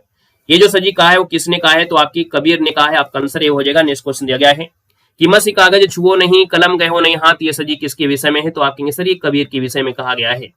क्वेश्चन आपसे अगला पूछा गया है मोको कहाँ ढूंढते बंदे मैं तो तेरे पास। सर जी ये जो आपकी पंक्ति है वो आपकी किसकी है। तो आप कहेंगे सर ये तो आपकी कबीरदास की है। ऑप्शन नंबर आपका बी बनेगा। क्वेश्चन दिया गया है कबीर की वाणी का संग्रह जो आपका बीजक है ना, इसके कितने भाग आपके हैं। तो आप कहेंगे सर इसके भाग जो आपके हैं वो आपके 3 भाग हैं साखी शब्द रमैनी। ऑप्शन नंबर आपका बी बनेगा। क्वेश्चन दिया गया है संत कवि गुरु नानक देव का जन्म कहाँ हुआ था। तो गुरु नानक देव का जन्म हुआ था तलवंडी, आपकी वर्तमान पाकिस्तान। ऑप्शन नंबर आपका बी बनेगा। क्वेश्चन दिया गया है हिंदी का प्रथम सूफी कवि इनमें से आपका कौन है। राधे राधे भैया, राधे राधे। हिंदी का प्रथम सूफी कवि आप कहेंगे सर मुल्ला दाऊद हो जाएगा। ए नंबर हो जाएगा मुल्ला दाऊद। नेक्स्ट क्वेश्चन दिया गया है कि सूफी काव्य पद्धति का अंतिम ग्रंथ अगर आपसे पूछे कि अंतिम ग्रंथ कौन सा है सूफी पद्धति का, तो अंतिम अगर आपसे पूछ लेता है तो आप कहेंगे sir Yusuf Zulekha. Yusuf Zulekha option number आपका फर्स्ट बनेगा। नेक्स्ट क्वेश्चन दिया गया है कि सूफी प्रेमाख्यान रचनाओं की भाषा इनमें से कौन है। तो सूफी प्रेमाख्यान की जो आपकी भाषा है वो आपकी सजी अवधी है। फर्स्ट नंबर आपका राइट हो जाएगा। नेक्स्ट क्वेश्चन दिया गया है सूफी कवियों का सबसे प्रिय अलंकार अगर आपसे पूछा जाता है तो सजी आपको याद रखना ये समासूक्ति जो आपका है सबसे प्रिय है, समासूक्ति है।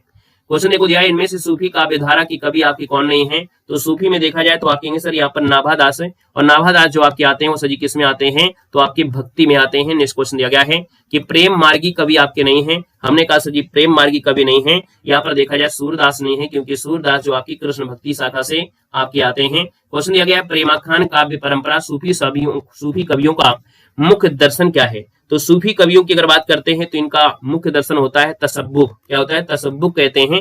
फर्स्ट नंबर आपका राइट बनेगा। क्वेश्चन दिया गया है अन्न लहक। क्या अन्न लहक यानी मैं ही ब्रह्मा हूं। इसकी घोषणा जो किया था वो किसने किया था। तो सजी एक मंसूर थे, कवि मंसूर ने किया था। अनहलक यानी मैं ही ब्रह्मा हूं यानी मंसूर। अगला क्वेश्चन दिया गया है कि आचार्य रामचंद्र शुक्ल ने प्रेमाख्यान परंपरा का हिंदी में प्रवर्तन या प्रथम कवि किसे माना है। तो भैया यहाँ पर देखा जाए तो आपका जो आंसर है वो आपका आंसर ये हो जाएगा सर जी कुतुबन, यहाँ पर हो जाएगा कुतुबन इसका आंसर बनेगा। क्वेश्चन दिया गया है रामचंद्र शुक्ल ने प्रेमाख्यान परंपरा की पहली रचना किसे मानते हैं। सर जी पहली रचना अगर आपसे पूछे तो सर जी आप कहेंगे सर यहाँ पर जो आपका आंसर सी है मृगावती हो जाएगा, कुतुबन की मृगावती सी नंबर है। क्वेश्चन दिया गया है कुतुबन के सर जी गुरु का नाम पूछा है, कुतुबन के गुरु का नाम था शेख बुरहान, ऑप्शन नंबर आपका डी बनेगा। क्वेश्चन दिया गया है मुल्ला दाऊद की भाषा क्या थी।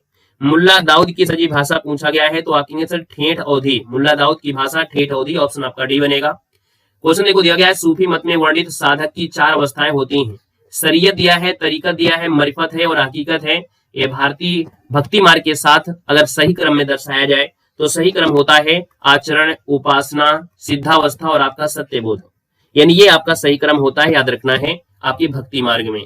क्वेश्चन दिया गया है सूफी साधना के 4 पड़ावों में से कौन सा आपका नहीं है।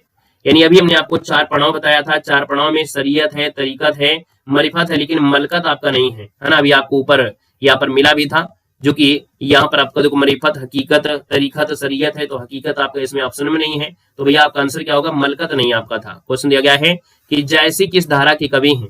तो जैसी जो आपके हैं सर जी आप कहेंगे सर ये प्रेमाख्यान काव्य धारा के हैं, यानी प्रेम मार्ग की शाखा से जुड़े हैं आपकी जैसी। अगला क्वेश्चन दिया गया है सूफी मुक्तक काव्य का प्रथम रचयिता इनमें से आपके कौन से कवि हैं। तो सूफी काव्य के जो प्रथम रचयिता हैं वो आपके सर जी अमीर खुसरो को माना जाता है, आंसर आपका बी बनेगा। क्वेश्चन आपसे दिया गया है मलिक मोहम्मद जैसी को जैसी कहा जाता है क्यों। क्योंकि भैया वो जायस नामक गांव के निवासी थे, तो भैया इसलिए उनको ये उपाधि दे दी गई थी, समझिए, है ना। तो आपका आंसर सी हो जाएगा, जायस नामक के स्थान के निवासी थे। पद्मावत की जो आपकी विधा है वो आपकी है क्या। तो पद्मावत एक समासूक्ति है और ये एक प्रबंध काव्य है ना, समासूक्ति और प्रबंध काव्य है। सो जी कहरनामा किसकी रचना है, और कहरनामा अगर पूछा जाए तो कहरनामा आपकी किसकी है, तो जैसी की है, ऑप्शन नंबर आपका डी हो जाएगा। क्वेश्चन नंबर आपसे अगला पूछा गया है कयामत का वर्णन जैसी द्वारा रचित काव्य में हुआ है। यानी कयामत का जो वर्णन हुआ है वो सर जी किस में हुआ है, तो आखिरी कलाम में हुआ है। कयामत आपकी आखिरी कलाम, ऑप्शन नंबर आपका बी बनेगा। क्वेश्चन नंबर दिया गया है मलिक मोहम्मद जैसी के प्रसिद्ध प्रबंध काव्य का नाम इनमें से क्या है। तो सर जी इनका जो प्रबंध काव्य है 56 नंबर में वो आपका है कौन, तो आप कहेंगे सर ये आपका पद्मावत है, यानी पद्मावत जो कि समासूक्ति है, ये इनका प्रबंध काव्य, बी नंबर आपका बनेगा। सर जी पद्मावत आपका है क्या, तो हमने कहा इसमें सर जी त्रासदी के बारे में दिया गया है, यानी एक त्रासदी है, ऑप्शन नंबर आपका फर्स्ट हो जाएगा। नेक्स्ट क्वेश्चन दिया गया और आपसे कह रहा है पद्मावत किस भाषा में लिखा गया है। पद्मावत किस भाषा में है, तो आप कहेंगे सर ये अवधी भाषा में लिखा है, नंबर आपका बनेगा। पद्मावत के अनुच्छेदों का नाम पूछा गया है, यहां पर देना है। कमेंट के हिसाब से चलेंगे तो रिवीजन कैसे चल पाएगा, आप बताइएगा। हम रिवीजन करा रहे हैं, आपको पढ़ा थोड़ा रहे हैं, यानी अगर आप पढ़ा रहे होते अगर धीरे धीरे तो आपकी कमेंट को हम ले रहे होते। आप कमेंट करते जाइए ताकि आपका कंसंट्रेट बराबर चलता रहे, है ना। हमारी स्पीड आपके रिवीजन के समय तो सुपर फास्ट तो होनी चाहिए, नहीं तो फिर क्या मतलब होता है आपका रिवीजन का और पढ़ाने का, दोनों में डिफरेंस होता है कि नहीं होता है। यानी आप लोग शादी बारात में अगवानी का नाम सुने हैं। अगवानी में तो ऐसा नहीं कि आप बारात साला से दौड़ते हुए चले जाओ और है ना दूल्हा को उठाकर मंडप में, ऐसा तो होता नहीं है। यानी अगवानी का मतलब ही अगवानी होता है, धीरे धीरे नाचते आते चलते हैं, तो ये अगवानी वाली क्लास नहीं है भैया, है ना। यहाँ पर याद रखिए पद्मावत के अनुच्छेदों का नाम पूछा है, हमने कहा सर जी पद्मावत में जो अनुच्छेद है उनको हम लोग बोलते हैं खंड, यानी आप कहेंगे सर ये खंड काव्य है, यानी आपका खंड हो जाएगा, ऑप्शन नंबर आपका सी बनेगा। क्वेश्चन देखो दिया गया और आपसे कह रहा है कि पद्मावत में रत्नसेन किसका प्रतीक है। पद्मावत में आपने रत्नसेन सुना होगा, रत्नसेन जो प्रतीक था वो सर जी मन का था, यानी फर्स्ट हो जाएगा। एक बार इसका स्क्रीनशॉट ले लीजिएगा। यानी पद्मावती पूछे तो बुद्धि, परमात्मा, परम सत्ता का प्रतीक है। चित्तौड़ जो शरीर का प्रतीक था, रतन सेन मन का प्रतीक है। सिंघल द्वीप हृदय का प्रतीक है। राघव चेतन शैतान का प्रतीक है। अलाउद्दीन माया का प्रतीक है और नागमती संसार का प्रतीक है, याद रखना। और हीरा मनतोता जो था ये गुरु का प्रतीक है। सर जी आपसे दिया गया और आपसे कह रहा है पद्मावत में मन का प्रतीक कौन था। तो हमने कहा सर जी पद्मावत में मन का प्रतीक जो आपका है कौन है, तो अभी आपने पढ़ा जो आपका राजा जो आपके रतन सेन थे, यानी मन जो है वो आपके राजा रतन सेन हो जाएगा। क्वेश्चन देखो दिया गया और आपसे कह रहा है सर जी कह रहा है कि पद्मावत में पद्मनी जो आपकी प्रतीक हो किसका है। तो पद्मनी जो आपकी प्रतीक है वो सर जी परम सत्ता का है, ऑप्शन नंबर आपका सर सी हो जाएगा। जय भीम नमो बुद्धाय। अगला क्वेश्चन देखो दिया गया है पद्मावत में गुरु का प्रतीक इनमें से कौन था। पद्मावत में जो गुरु का प्रतीक था इनमें से सर जी कौन था, ये आपको बताना है। में गुरु का सजी प्रतीक जो आपका है कौन है, तो गुरु का प्रतीक सजी क्या हो जाएगा, सुआ हो जाएगा, यानी आपका आंसर हो जाएगा सी नंबर, सुआ जो हीरामन तोता था। सजी पद्मावत की रतन सेन की पत्नी का नाम पूछा गया है। पद्मावत में रतन सेन की पत्नी का नाम आप सभी लोग जानते होंगे, नागमती, ऑप्शन नंबर आपका बी हो जाएगा। क्वेश्चन आपसे अगला पूछा गया है कि सजी पद्मावत को समासूक्ति किसने कहा था। पद्मावत को समासूक्ति जो कहा है ये सजी कहा था किसने, तो आप कहेंगे सर रामचंद्र शुक्ल है, ऑप्शन नंबर आपका बी हो जाएगा। क्वेश्चन आपसे दिया गया है कि छार उठाए लीन एक मुठी दीन उठाई पर मीठी झूठी। हमने बताया था कि भैया जो अलाउद्दीन है आता है, मुट्ठी में राख उठाता है और कहता है ये जीवन नश्वर है ना, ये जीवन बिल्कुल बेकार है, माटी का पुतला है। तो हमने कहा सर जी आप कहेंगे सर ये जो पंक्ति ली गई वो आपकी पद्मावत से ली गई है, ऑप्शन नंबर आपका ए हो जाएगा। नेक्स्ट क्वेश्चन दिया गया है कि सर जी स्वामी अग्रदास किस काव्य धारा के कवि हैं? स्वामी अग्रदास जो आके हैं सर जी राम भक्ति शाखा से जुड़े हैं, राम भक्ति काव्य से जुड़े हैं। यहाँ पर देखा जाए अगला क्वेश्चन दिया है कि राम भक्ति शाखा में रसिकोपासना का जो समावेश किया था किसने किया था? तो राम भक्ति शाखा में रसिकोपासना का जो समावेशन किया था वो सर जी किसने? तो आपके अग्रदास ने किया था। बी नंबर इसका राइट हो जाएगा, अग्रदास बनेगा। सर जी गोस्वामी जी के पिता का नाम बताना है। गोस्वामी जी के पिता का नाम था आत्माराम दुबे, ऑप्शन नंबर आपका बी हो जाएगा। सर जी दिया गया है गोद लिए हुलसी फिरे तुलसी सो सुतु होई, ये पंक्ति इनमें से किस कवि की है? ये पंक्ति आपके एलटी ग्रेड एग्जाम में भी पूछी गई थी 2018 में। तो सर जी याद रखना है ये किस कवि की है? तो आपके रहीम की है, ऑप्शन नंबर आपका डी हो जाएगा, रहीम हो जाएगा। क्वेश्चन आपसे अगला पूछा गया और आपसे कह रहा है कि तुलसी की भक्ति का स्वरूप इनमें से क्या है? शुक्ल बाबा ऑप्शन में हो तो चिंता करने की कोई बात नहीं है, सीधा लगा देना है ना, बहुत अच्छे। तुलसी की भक्ति का स्वरूप सर जी क्या है? तो तुलसी जो आपकी है, तुलसी जो भक्ति करते हैं वो अपने आप को दास मानते हैं, ऑप्शन नंबर आपका ए बनेगा। नेक्स्ट क्वेश्चन दिया गया है कि अवधी भाषा के सर्वाधिक लोकप्रिय महाकाव्य का नाम पूछा गया है। तो अवधी भाषा की अगर बात करते हैं तो आप कहेंगे सर ये तो आपका रामचरितमानस है, ऑप्शन नंबर आपका डी बनेगा। नेक्स्ट क्वेश्चन दिया गया है गोस्वामी तुलसीदास ने रामचरितमानस की रचना किस सम्मत में किया था? तो याद रखना ये सम्मत जो आपका है वो 1631 सम्मत है, ये नंबर इसका राइट हो जाएगा। नेक्स्ट क्वेश्चन दिया गया है और आपसे कह रहा है चलिए सुंदर कांड में प्रमुख पात्र इनमें से क्या है? सुंदर कांड में प्रमुख पात्र क्या है? तो आपका आंसर ये हो जाएगा हनुमान हो जाएगा। क्या हो जाएगा सर जी? हनुमान हो जाएगा। एग्जाम के समय हम इतनी टेंशन होती है कि हम आपको क्या पढ़ा दें जो आपका अच्छा पॉइंट है एग्जाम में आपको मिल जाए, है ना। तो हमको नींद एग्जाम के समय नहीं आती है ना। जब आपको पेपर पढ़ा देंगे तब 1-2 दिन का हम आपसे समय लेंगे, इसके बाद फिर से वही स्टार्ट प्रक्रिया हो जाएगी। यानी जैसे पेपर आपका खत्म होता है तो 1 या 2 दिन आराम करेंगे, है ना, दवा खाएंगे क्योंकि पेट की जो आंतें होती हैं वो बढ़ जाती हैं, ठीक है ना। थोड़े से डिसबैलेंस हो जाता है तो 1-2-3 दिन लग जाता है एडजस्ट होने में। इसके बाद फिर से आपकी क्लासेस स्टार्ट हो जाती हैं, ठीक है ना। क्योंकि सबसे ज्यादा यूट्यूब में हम ही पढ़ाते हैं और अकेले पढ़ाते हैं, लंबी लंबी क्लासें हो जाए, है ना।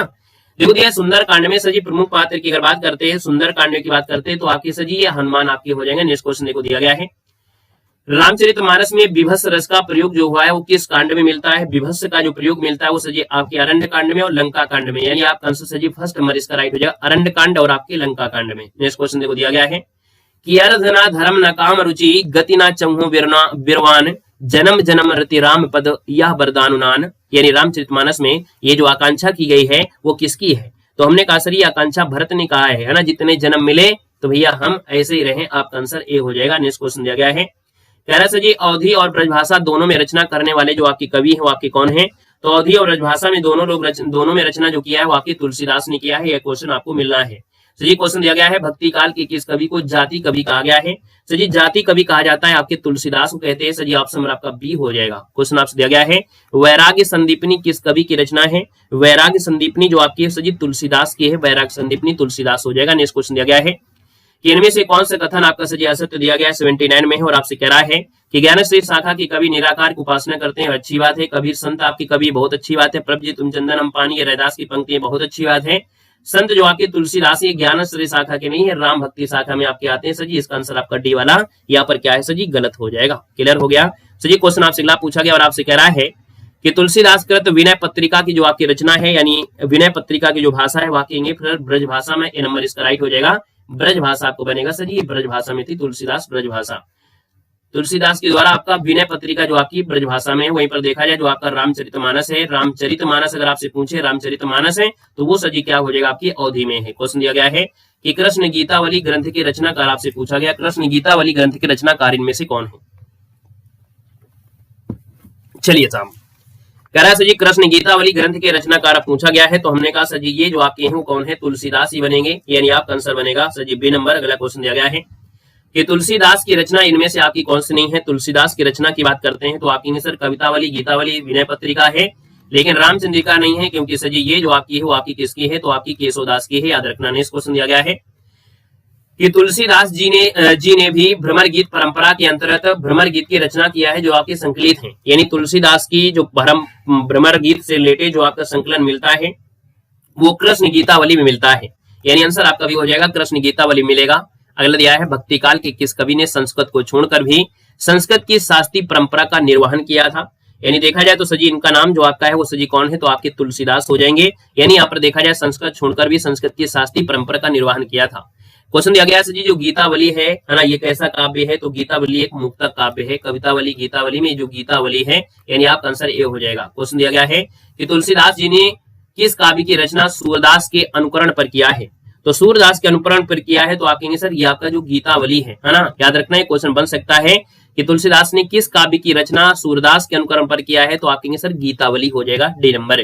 क्वेश्चन दिया गया है सूरदास के विषय में कौन सा कथन आपका गलत दिया है, तो अपना सभी लोग थोड़े जर्मंद मानते हैं, वो लोग बाद इनको मानते हैं, तो आपका पहला ऑप्शन गलत है, बाकी तो सब कुछ सही होगा। यानी सूरदास श्रीनाथ मंदिर वृंदावन में कीर्तन करते थे, सूरदास वल्लभाचार्य के शिष्य थे। प्रभु हो सब पवित्र पावन राजा, ये जो आपकी सूरदास की पंक्ति है। क्वेश्चन दिया गया है सूरदास कौन सी धारा के कवि हैं, सूरदास जो आपके हैं कौन सी धारा के हैं, तो आप कहेंगे सर सूरदास जो आपके हैं वो कृष्ण काव्य धारा से, ए नंबर आपका हो जाएगा। क्वेश्चन आपसे अगला पूछा गया है सूरदास ने किस कृति को नहीं लिखा है, तो सूरदास ने देखा जाए तो सजी किस कृति को नहीं लिखा है, तो आप कहेंगे सर सूरसारावली है, साहित्य लहरी है, सूरसागर है, लेकिन दोहावली ये आपकी किसकी है, तुलसीदास की हो जाएगी। क्वेश्चन आपसे अगला पूछा गया सूरसागर किस भाषा की कृति है, सूरसागर जो आपकी लिखी गई है किस भाषा में लिखी गई है, तो आपकी सजी ब्रज भाषा में लिखी गई है, बी नंबर आपका राइट हो जाएगा। क्वेश्चन दिया गया है श्रृंगार और वात्सल रस का सम्राट किस कवि को कहा जाता है, तो याद रखना श्रृंगार और वात्सल रस का सम्राट जो कहते हैं आपके सूरदास को कहते हैं, बी नंबर इसका राइट बनेगा। क्वेश्चन दिया गया है सूरदास के दृष्टकूट पद किस काव्य में मिलते हैं, यानी सूरदास के जो आपके अंधेपन वाले जो हैं यानी दृष्टकूट वाले जो ग्रंथ आपको मिलते हैं वो सजी किसमें मिलते हैं, तो आपके याद रखिएगा साहित्य लहरी में, किसमें, साहित्य लहरी, बी नंबर आपका बनेगा। सूरदास किस रस का कोना कोना झांक आए हैं, तो आप कहेंगे सर जी सूरदास जो आपके हैं है ना किस रस का कोना कोना, तो आप कहेंगे सर वात्सल रस का कोना कोना झांक आए, ऑप्शन नंबर आपका डी बनेगा। सैयद इब्राहिम का सजी नाम बताना है, सैयद इब्राहिम का नाम क्या था, तो आप कहेंगे सर रसखान था, यानी सैयद इब्राहिम किसका नाम था, तो ये रसखान का नाम था, यानी आपका आंसर सजी सी हो जाएगा। नेक्स्ट क्वेश्चन दिया गया है कि भक्ति काल के किस कवि को जड़िया विशेषण से विभूषित किया गया है, जड़िया कवि कहा जाता है सजी नंददास को कहते हैं, क्या जड़िया कवि कहते हैं, नंददास को कहते हैं। क्वेश्चन दिया गया है नंददास किस काव्य धारा से हैं, तो आप कहेंगे सर जी काव्य धारा कौन सी हो सकती है, यानी आप देखेंगे सर 97, तो आपका आंसर सजी सी हो जाएगा, कृष्ण काव्य धारा हो जाएगा, सी नंबर। पूछा गया है भ्रमर गीत परंपरा में भ्रमर गीत की रचना जो किया वो किसने किया है, तो सजी याद रखना भ्रमर गीत की जो रचना किया है ना वो आपकी किसने, तो आपके नंददास ने किया है, ए नंबर इसका राइट हो जाएगा। क्वेश्चन आपसे दिया गया है रस मंजरी किस कवि की कृति है, रस मंजरी जो आपकी है रस मंजरी ये सजी आपके नंददास की हो जाएगी, यानी रस मंजरी पूछा है रस मंजरी किस कवि की कृति है, तो आप कहेंगे सर ये आपकी किसकी है, नंददास हो जाएगा, सी नंबर है। नेक्स्ट क्वेश्चन दिया है रास पंचाध्याय के लेखक इनमें से कौन है, रास पंचाध्याय आपको याद रखना है, जैसे उस क्वेश्चन में आपको था ऐसे इसमें भी था, हमने आपको बताया था रास पंचाध्याय जो आपने लिखा है वो आपके नंददास ने भी लिखा है और आपके रहीम ने भी लिखा है, याद रखना इस क्वेश्चन का जवाब आपका ए प्लस आपका सी दोनों हो जाएगा, बाकी एग्जाम में जो जैसा है उसको आपको उसी प्रकार से बताना है। रास पंचाध्याय हमने कहा नंददास ने भी लिखा है और रहीम ने भी लिखा है, इसका मतलब आपका ए भी होगा और सी भी होगा, है ना, याद रखना इसका आंसर ए प्लस सी दोनों होगा, ये परीक्षा में पूछा गया क्वेश्चन आपका है। क्वेश्चन दिया गया है नंददास का पर्याय कोश कौन है, जो अच्छे से पढ़े होंगे उनको खुद हमने बीच में बताया है ना, तो बाकी जो लोग एग्जाम के समय पढ़ रहे हैं उनको तो यही पता होगा कि नहीं केवल बिहारी सतसई उन्होंने लिखा है या सतसई केवल बिहारी ने लिखा है, सतसई नाम से बहुत लोगों ने लिखा है, उसी प्रकार से ऐसी भी चीजें आपको मिलेंगे, जैसे भ्रमर से रिलेटेड बहुत लोगों ने लिखा है। नंददास का पर्याय कोश पूछा गया, नंददास का पर्याय कोश है अनेकार्थ मंजरी, क्या हो जाएगा सर, अनेकार्थ मंजरी, ऑप्शन आपका डी बनेगा। नेक्स्ट क्वेश्चन दिया है मीराबाई का मलार किसकी कृति है, मीराबाई का मलार ये सजी मीराबाई सागर, यानी आपका आंसर बनेगा क्या, ए नंबर हो जाएगा, ए नंबर बनेगा। क्वेश्चन दिया गया है कि मीराबाई की गुरु का नाम पूछा गया है, मीराबाई की गुरु का नाम क्या है, तो आपके रैदास था, याद रखना रैदास, ऑप्शन आपका बी हो जाएगा। मीराबाई की रचना नहीं है तो हमने कहा सर जी प्रेम वाटिका रसखान की है, किसकी है, तो आपके रसखान की है। बाकी देखो रुक्मणी मंगल है, नरसिंह जी की मेहता है, नरसिंह जी की हिंडी है, नरसिंह जी का मायरा दिया गया है, तो हमने कहा सर 105 का आंसर आपका ए नंबर है, यहाँ पर राइट हो जाएगा। नेक्स्ट क्वेश्चन दिया गया है कि रामचंद्र शुक्ल के अनुसार आदि गुरु ग्रंथ साहिब में रैदास की कितने पद आपके संग्रहित किए गए हैं, तो आपके 40 पद संग्रहित किए गए, ऑप्शन आपका डी बनेगा। इनमें से पुष्टि मार्ग में कवि आपके कौन है, पुष्टि मार्ग की कवि पूछा है, पुष्टि मार्ग की कवि जो आपके हैं वो आपके सूरदास आपके हो जाएंगे। क्वेश्चन दिया गया पुष्टि मार्ग का प्रवर्तक किसने किया था, पुष्टि मार्ग का प्रवर्तक किसने किया था, वल्लभाचार्य ने किया था, बी नंबर हो जाएगा वल्लभाचार्य। नेक्स्ट क्वेश्चन देखो दिया गया है कि वल्लभाचार्य ने जिस कृष्ण भक्ति को प्रतिष्ठित किया था उसका दार्शनिक आधार इनमें से क्या था, तो सर इसका दार्शनिक आधार था शुद्धाद्वैतवाद, यानी आपका आंसर हो जाएगा शुद्धाद्वैतवाद हो जाएगा। क्वेश्चन आपसे अगला पूछा गया तत्वदीप जो निबंध किसकी रचना है, तत्वदीप निबंध जो है सजी किसकी रचना है, तो ये आपकी है वल्लभाचार्य की है, ए नंबर आपका हो जाएगा। नेक्स्ट क्वेश्चन दिया गया है कि वल्लभाचार्य द्वारा रचित ग्रंथ इनमें से पूछा है कि वल्लभाचार्य ने कौन सा ग्रंथ लिखा है, तो वल्लभाचार्य ने दोस्तों याद रखना अणुभाष लिखा है, क्या लिखा है, अणुभाष लिखा है वल्लभाचार्य ने। क्वेश्चन दिया गया है कृष्ण काव्य धारा के सजीव प्रवर्तक वो आपके इनमें से क्या है? राधे राधे भैया, राधे राधे। कृष्ण काव्य धारा के प्रवर्तक आपसे पूछा है तो आप कहेंगे सर स्वामी वल्लभाचार्य बनेगा, बी नंबर स्वामी वल्लभाचार्य। नेक्स्ट क्वेश्चन दिया गया है कि कई चिंतन एवं कलाधारों का योगदान मिलता है ना। यहाँ पर देखा जाए तो हमने कहा सर जी कई चिंतन और कलाधारों का योगदान मिलता है और ये मिलता है कृष्ण भक्ति शाखा में मिलता है, कृष्ण भक्ति शाखा ये बनेगा। क्वेश्चन दिया गया है रुद्र संप्रदाय की सजी स्थापना किसने किया था? रुद्र संप्रदाय की स्थापना जो किया था सजी किसने किया था? यहाँ पर याद रखना विष्णु स्वामी ने किया था, विष्णु स्वामी ने किया था। क्वेश्चन आपसे अगला पूछा गया है राधा बल्लभ संप्रदाय का प्रवर्तन किसने किया था? राधा बल्लभ आपसे पूछा है तो आपका हित हरिवंश हो जाएगा, यानी सी नंबर आपका बनेगा। क्वेश्चन दिया गया है निम्नलिखित में से कौन श्री कृष्ण भक्ति का संप्रदाय से आपका नहीं है? यानी हमने कहा सर जी कौन श्री कृष्ण भक्ति संप्रदाय से नहीं जुड़ा है, तो सर जी यहाँ पर देखो श्री वल्लभ है, हरिदासी है और गौड़ी है, लेकिन जो दिया है तत्सुखी संप्रदाय ये श्री कृष्ण आपसे नहीं जुड़ा है, ऑप्शन आपका सी बनेगा। क्वेश्चन दिया गया है 84 वैष्णव की वार्ता का जो संबंध है वो आपकी किस संप्रदाय से है? तो 84 वैष्णव वार्ता जो आपके सर जी आपके बल्लभ संप्रदाय से, इसको नोट करिएगा, ये सर जी बल्लभ संप्रदाय से आपके जुड़े हुए हैं। क्वेश्चन दिया गया है कि छीत स्वामी किस धारा के कवि हैं? छीत स्वामी जो आपके सर जी अष्टायाम से जुड़े अष्ट छाप से जुड़े हैं, यानी छीत स्वामी जो आपको मिलेंगे वो अष्ट छाप में मिलते हैं, ऑप्शन आपका बी बनेगा। क्वेश्चन दिया गया है अष्ट छाप की स्थापना 1565 ईस्वी में किसने किया था? तो सर जी 1565 की अगर बात कर लेते हैं तो आप कहेंगे सर ये विट्ठल नाथ ने किया था, विट्ठल नाथ लगाना है, इस बात की याद रखना है। अष्ट छाप की स्थापना 1565 में आपके विट्ठल नाथ देना है, याद रखना है। क्वेश्चन दिया गया है अष्ट छाप के संस्थापक अगर आपसे पूछता है कि अष्ट छाप के सजी संस्थापक कौन है, तो आपके विट्ठल नाथ हो जाएंगे, ए नंबर आपका राइट हो जाएगा। क्वेश्चन आपसे दिया गया है अष्ट छाप में सम्मिलित आपके नहीं है, तो अष्ट छाप में सजी कौन नहीं सम्मिलित है? आठों को हमने पढ़ा दिया है, हमने कहा सजी केशवदास का नाम आता है, केशवदास इसमें से नहीं है। क्वेश्चन दिया है इनमें से एक कवि जो अष्ट छाप में आपके नहीं है, तो हमने कहा सजी कृष्णदास भी है, चतुर्बुद्ध दास है, क्षीर स्वामी है, गोविंद दास से आपका दिया है वो आपका गलत हो जाएगा, यानी आंसर आपका डी हो जाएगा। ठीक है, यहाँ पर गोविंद स्वामी आपको जरूर मिलेगा, गोविंद दास नहीं है। क्वेश्चन दिया गया है कि जुगलमान चरित नामक ग्रंथ के लेखक कौन है? जुगलमान चरित नामक ग्रंथ के लेखक, यहाँ पर आपका आंसर बी हो जाएगा, कृष्णदास बनेगा, बी नंबर कृष्णदास बनेगा। क्वेश्चन दिया गया है कि भ्रमर गीत प्रसंग का मूल स्रोत क्या है? भ्रमर गीत प्रसंग का मूल स्रोत होता है कौन है? तो श्रीमद् भगवत का जो 10वां स्कंध है, ये भ्रमर गीत प्रसंग का मूल स्रोत आपको मिलता है, भगवत का 10वां स्कंध। क्वेश्चन आपसे अगला पूछा गया है भ्रमर गीत का जो उपजीव ग्रंथ है इनमें से कौन है? भ्रमर गीत का जो उपजीव ग्रंथ माना जाता है वो सर किसको मानते हैं? वेलकम है भैया, स्वागत है, अभिनंदन है। हमने कहा भ्रमर गीत का जो उपजीव ग्रंथ है वो सजी कौन है? तो ये श्रीमद् भगवत महापुराण हो जाएगा, यानी फर्स्ट नंबर इसका राइट हो जाएगा। नेक्स्ट पॉइंट में आते हैं, निम्नलिखित विकल्पों में से रीतकालीन कवि आपके कौन से हैं? तो हमने कहा रीतकाल में बिहारी, मतीराम, घनानंद और भूषण, यानी आपका आंसर सजी क्या हो जाएगा? बी नंबर इसका राइट हो जाएगा। यहाँ पर देखो दिया गया है आपसे कह रहा है रीतकाल में किस रस की प्रधानता आपकी काव्य में मिलती है? तो सजी यहाँ पर याद रखना क्या मिलेगी? तो हमने कहा सजी श्रृंगार की प्रधानता मिलती है, रीतकाल में श्रृंगार काल मिलता है, और आदिकाल में क्या मिलता है? वीरगाथा काल। रीतकाल में मिलता है आपको श्रृंगार काल। नेक्स्ट क्वेश्चन दिया गया है कि रीतकालीन कवियों की सजी जो काव्य भाषा है वाकी कौन सी है? तो आकेंगे रीतकाल की जो कवि है वाकी ब्रज भाषा, सी नंबर आपका हो जाएगा। रीत युगीन जो कवियों हैं इनका प्रसिद्ध जो आपका छंद रहता है वो आपका है क्या? तो रीतकालीन कवियों की जो सर्वाधिक प्रिय छंद है वो सजी कौन है? सवैया है, आपका आंसर हो जाएगा सवैया बनेगा। क्वेश्चन आपसे दिया गया है कि आचार्य रामचंद्र शुक्ल ने रीतकाल का जो प्रवर्तन आचार्य माना है किसको माना है?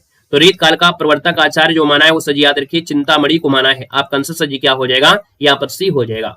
क्वेश्चन दिया गया है रीतकाल का जो समय है वो आपका है क्या? चलिए यहाँ पर रीतकाल का जो समय है वो आपका है क्या? चलिए आपका भी बहुत बहुत धन्यवाद, है ना, क्योंकि हमारी मेहनत के साथ साथ आप लोगों की मेहनत है, क्योंकि जब आप नहीं होंगे तो हम कहाँ होंगे, है ना, आपके बिना हम अधूरे हैं। जब आप लोग यहाँ पर पढ़ते हैं तो हमारी मेहनत भी आपकी होती है, तो आप लोगों के बिना हम अधूरे हैं, इसलिए आप लोगों का भी बहुत बहुत आभार है। सजी रीतकाल का जो समय वो आपका है क्या? तो रीतकाल का समय क्या है? तो 1700 से लेके जो आपका 1900 का जो समय है ये सजी रीतकाल का है। सजी दिया गया है आपसे कह रहा है रीतकाल का नामकरण अगर आपसे पूछे कि सजी यहाँ पर देखा जाए तो रीत काव्य जो दिया गया है वो जॉर्ज ग्यर्सन ने, अलंकृत काल जो दिया है मिश्र बंधु, है ना, इसमें 3 लोग थे आपको, श्याम, सुखदेव और गणेश। रीत काल की अगर बात करते हैं तो हमने कहा सर रीत काल आपके आचार्य रामचंद्र शुक्ल है, श्रृंगार काल बात करते हैं तो आचार्य विश्वनाथ हैं, वहीं पर देखा जाए कला काल जो कहा है वो आपके रमाशंकर शुक्ल ने कहा है, अंधकाल जो कहा है वो त्रिलोचन ने कहा है, अंधकार है और त्रिलोचन से नेत्र खुल जाएंगे। क्वेश्चन दिया गया है कि आचार्य रामचंद्र शुक्ल ने उत्तर मध्यकाल को नाम क्या दिया है? तो याद रखना है आचार्य रामचंद्र शुक्ल ने उत्तर मध्यकाल को रीत काल कहा है, यानी आंसर आपका सजी सी हो जाएगा। क्वेश्चन आपसे अगला पूछा गया और आपसे कह रहा है रीतकाल को सजी श्रृंगार काल किसने कहा है? तो रीतकाल को श्रृंगार काल जो कहा है वो सजी आचार्य विश्वनाथ प्रसाद मिश्र ने कहा है, ऑप्शन आपका बी बनेगा। क्वेश्चन आपसे अगला पूछा गया है सजी रीतकाल को कला काल जो कहा है वो किसने कहा है? बताना है सजी रीतकाल को जो कला काल कहा है वो किसने कहा है? रीतकाल को कला काल जो कहा है वो किसने कहा है? तो सर जी कला काल जो कहा है वो किसने कहा है, तो आपके रमाशंकर शुक्ल जो आपके रसाल उपनाम से जाने जाते हैं। रीत काल को अलंकृत काल सर जी किसने कहा है, तो रीत काल को अलंकृत काल कहा है मिश्र बंधु ने कहा है। यहाँ पर अगला क्वेश्चन दिया गया है कि इनमें से किसने आदि काल को जय काल या रीत काल को कला काल कहा है, जय काल या कला काल आपसे पूछा गया है। तो सर जी आपका जो आंसर बनेगा इनमें से राइट क्या हो सकता है, तो हमने कहा सर जी यहाँ पर अगर हम बात कर लेते हैं तो आप कहेंगे सर ये आपके कौन है, यहाँ पर आंसर आपका भी हो जाएगा रमाशंकर शुक्ल यानी रसाल हो जाएंगे। सर जी क्वेश्चन दिया गया है कि इस रचना को छंदों का अजायब घर कहा जाता है। छंदों का अजायब घर जो कहा जाता है वो सर जी किसको कहते हैं, तो आप कहेंगे सर ये रामचंद्रिका को कहते हैं। ऑप्शन आपका सी हो जाएगा, रामचंद्रिका बन जाएगा। रामचंद्रिका के कवि कौन है, तो आप कहेंगे सर केशवदास बनेंगे, नंबर हो जाएगा। सर जी कवि प्रिया के रचनाकार हैं, तो आप कहेंगे सर कवि प्रिया है, तो भी आपका जवाब सर जी केशवदास हो जाएगा। क्वेश्चन दिया गया है हिंदी की रस रीति परंपरा का जो प्रस्थान ग्रंथ इनमें से कौन है, तो हिंदी की रस रीत परंपरा का जो प्रस्थान ग्रंथ है वो आपका कौन है, तो आप कहेंगे सर रसिक प्रिया जो कि केशवदास का है। यह रस रीति का आपका प्रस्थान ग्रंथ माना जाता है, रसिक प्रिया हो जाएगा। क्वेश्चन दिया गया है विज्ञान गीता के लेखक इनमें से कौन है, सर जी विज्ञान गीता के जो आपके लेखक है इनमें से आपके कौन हो सकते हैं, तो हमने कहा सर जी विज्ञान गीता है आपके केशवदास है, और ये आध्यात्मिक ग्रंथ है, यानी केशवदास का आध्यात्मिक ग्रंथ कौन सा है, विज्ञान गीता है, बिल्कुल रटा दिया गया है। जहांगीर जस चंद्रिका के जो आपके रचनाकार है आपके कौन है, तो जहांगीर जस चंद्रिका है, और आप कहेंगे सर ये आचार्य केशवदास है, आंसर नंबर आपका पी बनेगा। क्वेश्चन दिया गया इनमें से कौन सा ग्रंथ है जो आपकी केशवदास का नहीं है, तो हमने कहा सर जी केशवदास का नहीं है, तो हमने कहा सर जी भारत रामचंद्रिका तो है ही है, कविप्रिया है, विज्ञान गीता है, लेकिन भाषा भूषण आपका नहीं है, ऑप्शन आपका डी बनेगा। क्वेश्चन दिया गया इनमें से कौन सी कृति केशवदास की नहीं है, तो हमने कहा सर जी केशवदास की बात करते हैं, रामचंद्रिका है, आपके रसिक प्रिया है, विज्ञान गीता है, लेकिन सर जी यहाँ पर देखा जाए अनेकार्थ मंजरी नहीं है, ऑप्शन आपका सी बनेगा। भूषण बिन्ना बिराज कविता बनता मित्र, ये सर जी जो कथन दिया है वो किसने दिया है, तो सर जी कथन आपकी केशवदास का है, ऑप्शन आपका सी बनेगा। नेक्स्ट क्वेश्चन दिया गया है इनमें से कौन रीतबद्ध कवि हैं, देखो बा लगा दिया है यानी बद्ध लगाया है, और बद्ध जो आपके भिखारी जो होते हैं बद्ध होते हैं, है ना, क्योंकि भैया भिखारी है और जब तक दूसरे से बद्ध नहीं होंगे तो कैसे काम चलेगा। तो याद रखना ये क्वेश्चन पूछा जाए तो भिखारी जो आपके हैं कैसे हैं, बद्ध हैं, है ना, बंधे हैं एक दूसरे से, जब तक आप भीख नहीं दोगे तो बेचारे के खाएंगे कैसे, तो सही है रीतबद्ध जो आपके हैं भिखारी दास हैं। अगला दिया गया है शतरंज सतिका कृति के रचनाकार है, शतरंज सतिका कृति जो आपकी है वो सर जी भिखारी दास की है, याद रखना भिखारी दास। क्वेश्चन आपसे दिया गया और आपसे कह रहा है केशवदास को किस वर्ग में रखना समाचीन है, यानी किसके समकालीन इनको रख सकते हैं, तो सर जी केशवदास जो आपके हैं वो रीतबद्ध से है ना, केशव भी क्या है बंधे हैं, केशवदास आपका हो जाएगा, ए नंबर हो जाएगा। सर जी भूषण को कवि भूषण की उपाधि किसने दिया था, वेलकम है, स्वागत है, अभिनंदन है। 24 की अगर बात कर लेते हैं तो आप कहेंगे सर राजा जो सोलंकी थे रुद्र, है ना, सोलंकी राजा रुद्र जो थे उन्होंने यहाँ पर देखा जाए तो भूषण को कवि भूषण की उपाधि दिया था, ऑप्शन आपका सी बनेगा। क्वेश्चन आपसे अगला पूछा गया है और आपसे कह रहा है यहाँ पर क्वेश्चन कि शिवराज भूषण के रचयिता इनमें से कौन है, शिवराज भूषण की जो रचयिता है वो आपके कौन है, यहाँ पर देखा जाए तो आपके भूषण हो जाएंगे, डी नंबर आपका बनेगा। क्वेश्चन आपसे अगला पूछा गया है और आपसे कह रहा है शिवा बावनी के जो रचयिता है वो आपके कौन है, बहुत बहुत वेलकम है और बहुत ही अच्छी बात है ना। यहाँ पर देखिए हमने कहा शिवा बावनी के जो रचयिता है वो आपके हैं कौन, शिवा बावनी के हो जाएंगे, भूषण हो जाएंगे, सी नंबर आपका हो जाएंगे। ये क्वेश्चन दिया गया है रीतकाल के उस कवि का नाम बताना है जिसने वीर रस में कविता लिखा है। चलिए वीर रस में जो कविताएं लिखा है वो आपकी किसने, तो आपके भूषण ने लिखा है, ऑप्शन आपका बी हो जाएगा, भूषण बनेगा। चलिए भूषण दो राजाओं की दरबारी कवि थे, इनमें से पहले थे शिवाजी और दूसरे सजी कौन थे, तो दूसरे जो आपके थे छत्रसाल के थे, ऑप्शन आपका सी हो जाएगा, छत्रसाल बनेगा। क्वेश्चन दिया गया सर जी भूषण का वास्तविक नाम पूछा गया है और भूषण का वास्तविक नाम हो जाएगा घनश्याम, क्या हो जाएगा सर, घनश्याम हो जाएगा, ए नंबर। नेक्स्ट क्वेश्चन दिया गया है शिवराज भूषण ग्रंथ में किसका विवेचन मिलता है, शिवराज भूषण में आपको याद रखना है अलंकार, यानी शिवराज भूषण ग्रंथ में किसका विवेचन मिलता है, अलंकार का, ऑप्शन आपका बनेगा सर सी हो जाएगा। क्वेश्चन देखो दिया गया रामचंद्र शुक्ल ने अपने हिंदी साहित्य के इतिहास ग्रंथ में इनमें से किस कवि को हिंदू जाति का प्रतिनिधि कवि कहा है। चलिए वेलकम है, स्वागत है, अभिनंदन है, गुड मॉर्निंग है, गुड आफ्टरनून है, गुड इवनिंग है ना, क्योंकि आप लोग जब बोलते हैं गुड इवनिंग, जब रात होती है तो गुड मॉर्निंग बोलते हैं, तो हम भी आप उल्टा बोला करेंगे। चलिए सभी का वेलकम है, स्वागत है। हिंदू जाति का प्रतिनिधि कवि आप लोग बताइएगा। यहाँ पर हम बात करते हैं सर 31 नंबर में, तो आपका जवाब हो जाएगा सर भूषण हो जाएगा। पढ़ाई पर ध्यान रखते हैं क्योंकि परीक्षा क्वेश्चन आपके ज्यादा है ना, और समय बिल्कुल कम है। हमने कहा सर जी गंग कवि का जो जन्म है आपका कहाँ हुआ था, कवि गंग है, इनका जन्म जो हुआ था वो इटावा जिले में हुआ था। सर जी ऑप्शन आपका सी हो जाएगा, इटावा हो जाएगा। नेक्स्ट क्वेश्चन दिया गया है कि नैन नचाई कहूं मुस्काई लला फिराइयो खेलन होरी, है ना, इस पंक्ति के जो रचनाकार हैं वो सर जी पद्माकर हैं, ऑप्शन आपका सी हो जाएगा, पद्माकर बनेगा। गंगा लहरी बताइएगा सर जी, गंगा लहरी साहित्य लहरी नहीं है ये सर जी, साहित्य लहरी नहीं है, ये है आपकी गंगा लहरी। और गंगा लहरी अगर बात करते हैं तो सर जी गंगा लहरी आपकी पद्माकर की हो जाएगी सर, बी नंबर हो जाएगा। नेक्स्ट क्वेश्चन दिया गया है कि प्रबोध पचासा ग्रंथ के रचयिता इनमें से कौन है? प्रबोध पचासा ग्रंथ के रचयिता यहाँ पर आपके पद्माकर हो जाएंगे, डी नंबर। नेक्स्ट क्वेश्चन दिया गया है कि पद्माकर को द्वारा रचित अलंकार ग्रंथ इनमें से कौन है? पद्माकर के द्वारा रचित अलंकार ग्रंथ आपसे पूछा गया है, यानी अगर हम बात करते हैं 36 में तो आपके सर ये है पद्माभरण, यानी पदाभरण जो ऑप्शन है वो आपके सर पद्माकर का रचित अलंकार ग्रंथ है, पद्माभरण हो जाएगा।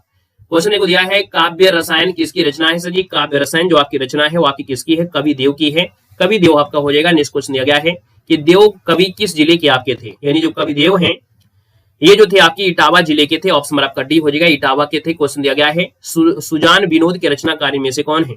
सुजान विनोद के रचनाकार हो जाएंगे कौन? तो आप कहेंगे सर सुजान विनोद के रचनाकार कवि देव हो जाएंगे, बी नंबर हो जाएंगे, सुजान विनोद के रचनाकार कवि देव बनेगा। क्वेश्चन आपसे अगला पूछा गया और आपसे कह रहा है यहाँ पर देखो दिया है जाति विलास के रचयिता पूछा गया, जाति विलास के रचयिता, और जाति विलास के रचयिता कौन है? तो सर जी आपका जवाब भी हो जाएगा कवि देव हो जाएगा। क्वेश्चन आपसे अगला पूछा गया है अष्टायाम किसकी रचना है? तो सर जी अष्टायाम यहाँ पर देखा जाए तो आप कहेंगे सर नाभायाम नाभादास की होती है, अष्टायाम नाभादास। हमने कहा सर जी अष्टायाम जो आपकी है वो सर जी यहाँ पर देखा जाए कवि देव की भी है, याद रखना है। हमने कहा है कि हिंदी में क्या होता है, आपने एक चीज पढ़ लिया लेकिन आलोचना नहीं पढ़ा है, क्योंकि जितने भी आपकी आलोचना होती है वो कहीं ना कहीं किसी किताब पर टिप्पणी की जाती है, उसका कन्वर्ट कर दिया जाता है, उसको आलोचनात्मक किया जाता है। तो याद रखना है अष्टायाम अगर आपको देखा जाए तो अष्टायाम किसकी रचना है? तो इन ऑप्शन में सही क्या हो जाएगा? तो कवि देव की भी रचना है, याद रखना है। यहाँ पर अगला क्वेश्चन दिया गया है निम्नलिखित में से कौन सी रचना कवि देव की नहीं है? सर जी कवि देव की नहीं है तो हमने कहा सर जी यहाँ पर 42 नंबर दिया है, तो आपका आंसर हो जाएगा सर अलंकार गंगा। यानी हमने कहा सर जी कवि देव की देखो भाव विलास है, अष्टायाम भी है, सुजान विनोद है, लेकिन अलंकार गंगा नहीं है, ऑप्शन आपका सी बनेगा। क्वेश्चन आपसे अगला पूछा गया रीतबद्ध कवि आपके कौन है? तो हमने कहा सर रीतबद्ध की बात किया गया है, और रीतबद्ध में आपके कौन है? तो हमने कहा सर रीतबद्ध कवि देव जो कवि हैं ये आपके रसवादी कवि हैं। कैसे हैं? रसवादी कवि, ऑप्शन आपका डी बनेगा। क्वेश्चन दिया गया है कि अमी हलाहल मद भरे श्वेत श्याम रत्नार जियत प्रद झुक झुक परत जिह चितवती गुबार, इस प्रसिद्ध दोहे के जो रचयिता है वो आपके सजी आपके होंगे कौन है? तो यहाँ पर आपके सर रसलीन है, कौन है? रसलीन है, ऑप्शन आपका डी बनेगा। क्वेश्चन आपसे दिया गया है मतीराम की भाषा क्या है? सजी मतीराम की भाषा की बात करते हैं तो साहित्यिक ब्रज भाषा है। क्या है? मतीराम की जो भाषा है वो साहित्यिक ब्रज भाषा है, आपका बी हो जाएगा। नेक्स्ट क्वेश्चन दिया गया है कि घनानंद जो आपके हैं वो रीत काल के किस काल के कवि हैं? घनानंद की बात कर लेते हैं तो सजी जो आपकी घनानंद है ना वो आपके कैसे हैं? आपके रीत मुक्त काव्य धारा से, आंसर आपका भी हो जाएगा रीत मुक्त हो जाएगा। निम्न में से कौन सा कवि रीत मुक्त में आपका नहीं आता है? तो रीत मुक्त में देखा जाए तो आपके बोधा हैं, यहाँ पर ठाकुर भी हैं, आपके आलम भी है, लेकिन सेनापति नहीं आते, ऑप्शन आपका बी बनेगा। क्वेश्चन आपसे अगला पूछा गया वह निसंकोच कहा जा सकता है कि भाषा पर जैसा अचूक अधिकार इनका था वैसा और किसी कवि का नहीं है। रामचंद्र शुक्ल ने यह कथन किस कवि के बारे में यहाँ पर कहा है? तो सर ये घनानंद के बारे में कहा है, ऑप्शन आपका डी हो जाएगा घनानंद। नेक्स्ट क्वेश्चन दिया गया है कि इनमें से किस कवि की प्रेमिका का नाम सजी सुजान था? है ना, क्या था? सुजान था। सुजान की बात करते हैं तो घनानंद की प्रेमिका का नाम था सुजान। अगला क्वेश्चन दिया गया है सुजान शब्द का प्रयोग किस कवि की कविता में सर्वाधिक बार हुआ है? तो भैया जब उनकी प्रेमिका ही थी तो आप कहेंगे सर घनानंद, इसका आंसर सी हो जाएगा, घनानंद बन जाएगा। नेक्स्ट क्वेश्चन दिया गया है कि वियोग श्रृंगार का प्रधान मुक्तक कवि इनमें से कौन है? वियोग की अगर बात करते हैं तो आप कहेंगे सर ये वियोग आपका हुआ था घनानंद के साथ हुआ था, सुजान का। क्वेश्चन आपसे दिया गया है घनानंद की कृतियां किस भाषा में मिलेंगी? तो घनानंद की कृतियां जो आपकी हैं वो आपकी सजी ब्रज भाषा में है, ऑप्शन आपका सी बनेगा। नेक्स्ट क्वेश्चन दिया गया है कि कोकसार किसकी रचना है? सजी कोकसार जो रचना है वो आपकी किसकी है? घनानंद की है। कोकसार रचना घनानंद हो जाएगा, ए नंबर आपका बनेगा। मैं तो मेरे कवित्व बनावत रीत काल के किस कवि ने यहाँ पर लिखा है? यहाँ पर याद रखना है आपका जवाब हो जाएगा घनानंद ने लिखा है। मैं तो मेरे कवित्व बनावत आपका घनानंद सी नंबर हो जाएगा। इनमें से रीत काल का कौन सा कवि है जो अपने प्राकृतिक चित्रण के लिए आपका विख्यात रहा है? तो अपने प्राकृतिक चित्रण के लिए जो जाना जाता है वो आपका कवि सेनापति है, यानी आपके सेनापति इन्होंने प्राकृतिक चित्रण के बारे में आपका जाना किया है, विख्यात है आपके। सर कवित्व रत्नाकर के रचनाकार पूछा गया है, कवित्व रत्नाकर है तो आप कहेंगे सर सेनापति हो जाएगा, यानी बी नंबर इसका राइट हो जाएगा। क्वेश्चन आपसे अगला पूछा गया बोधा का असली नाम पूछा गया। बोधा का असली नाम क्या है? तो बोधा का असली नाम होता है बुद्धिसेन। क्या होता है सर? बुद्धिसेन, ऑप्शन आपका बी बनेगा। क्वेश्चन दिया गया है सुजान चरित के रचयिता कौन है? सुजान चरित के रचयिता कौन है? सुजान का नाम दिया है लेकिन हमने कहा सर जी चरित भी लगा दिया है, यानी सुजान चरित लगा दिया है तो ये कवि सूदन की हो गई है ना, किसकी? सूदन की हो गई है। हमने कहा सर जी सुजान अगर सिर्फ होता तो घनानंद लगाते, लेकिन यहाँ पर याद रखना है सुजान चरित हो जाएगा। तभी एक क्वेश्चन बनता है कि सर्वाधिक बार सुजान का प्रयोग किसने किया है? सर्वाधिक, इसका मतलब है कि और लोगों ने भी कुछ न कुछ किया होगा ना, और लोगों ने भी कुछ न कुछ किया होगा ना, इसलिए तो सर्वाधिक लगाया गया है। तो हमने कहा सजी सुजान अगर होता तो घनानंद करते, सुजान चरित दिया है तो ये सजी सूदन है, इसका आंसर आपका सी बनेगा। क्वेश्चन देखो दिया गया निम्नलिखित में से किस कवि ने सतसई की रचना नहीं किया है? हमने कहा था बिहारी सतसई हो गया, तो बिहारी आप लोग पढ़ लिए हो, लेकिन बहुत लोग ऐसे भी हैं जिन्होंने सतसई नाम से बहुत रचना किया है। अब ये आपके सामने आ गया है, तो याद रखना है कि सर जी सही नाम से यहाँ पर मतीराम ने किया है, आपके देखा जाए तो बिहारी ने किया ही किया है, कविवृंद ने भी किया है, लेकिन सर जी आपके सेनापति ने नहीं किया है, याद रखना है ना। यहाँ पर आगे बढ़ते हैं। सर जी क्वेश्चन दिया गया है कि मतीराम द्वारा रचित जो आपका ग्रंथ वो आपका है कौन? मतीराम के द्वारा रचित जो आपका ग्रंथ है सर जी क्या है? तो ललित ललाम। ललित ललाम किसका है? मतीराम हो जाएगा। क्वेश्चन देखो दिया गया है और आपसे कह रहा है सर जी रीत सिद्ध में कि रीत काल की रीत सिद्ध काव्यधारा की कवि कौन है? परीक्षा के समय जिसको डर लगता है सफलता उसी को हासिल होती है, क्योंकि डर उसी को लगता है जिसने मेहनत किया है, और डर उसको लगेगा ही नहीं जिन लोगों ने मेहनत ही नहीं किया है। तो हमने कहा सर जी रीत सिद्ध दिया है, रीत काल की रीत सिद्ध काव्यधारा की कवि आपकी कौन है? तो हमने कहा सर जी आपके बिहारी है, यानी आंसर आपका डी हो जाएगा बिहारी, है ना। सिद्ध है कौन? बिहारी। प्रसिद्ध है ऐसे याद रखना, बिहारी प्रसिद्ध और सिद्ध, है ना, ये याद रखना क्योंकि पूछा जा सकता है। सिद्ध प्रसिद्ध और आपकी बिहारी प्रसिद्ध। क्लियर है? अगला क्वेश्चन आपसे दिया गया है निम्नलिखित में से कौन सा कवि रीतबद्ध परंपरा में आपको मिलता है? तो हमने कहा सर जी यहाँ पर देखा जाए 62 नंबर दिया गया है, और बद्ध में सर जी आपकी कौन है? तो आपके मतीराम आपकी आते हैं, और बद्ध में सर जी आपकी भिखारी भी आते हैं, यानी आंसर आपका सी हो जाएगा मतीराम बनेगा। सर जी दिया गया है द्रग उर्झद टूटद कुटुंब जुरत चतुरचित प्रीत, या कथन जो आपका दिया है वो सर जी किसका है? तो आप कहेंगे सर ये बिहारी जी का है, ये नंबर आपका हो जाएगा बिहारी बनेगा।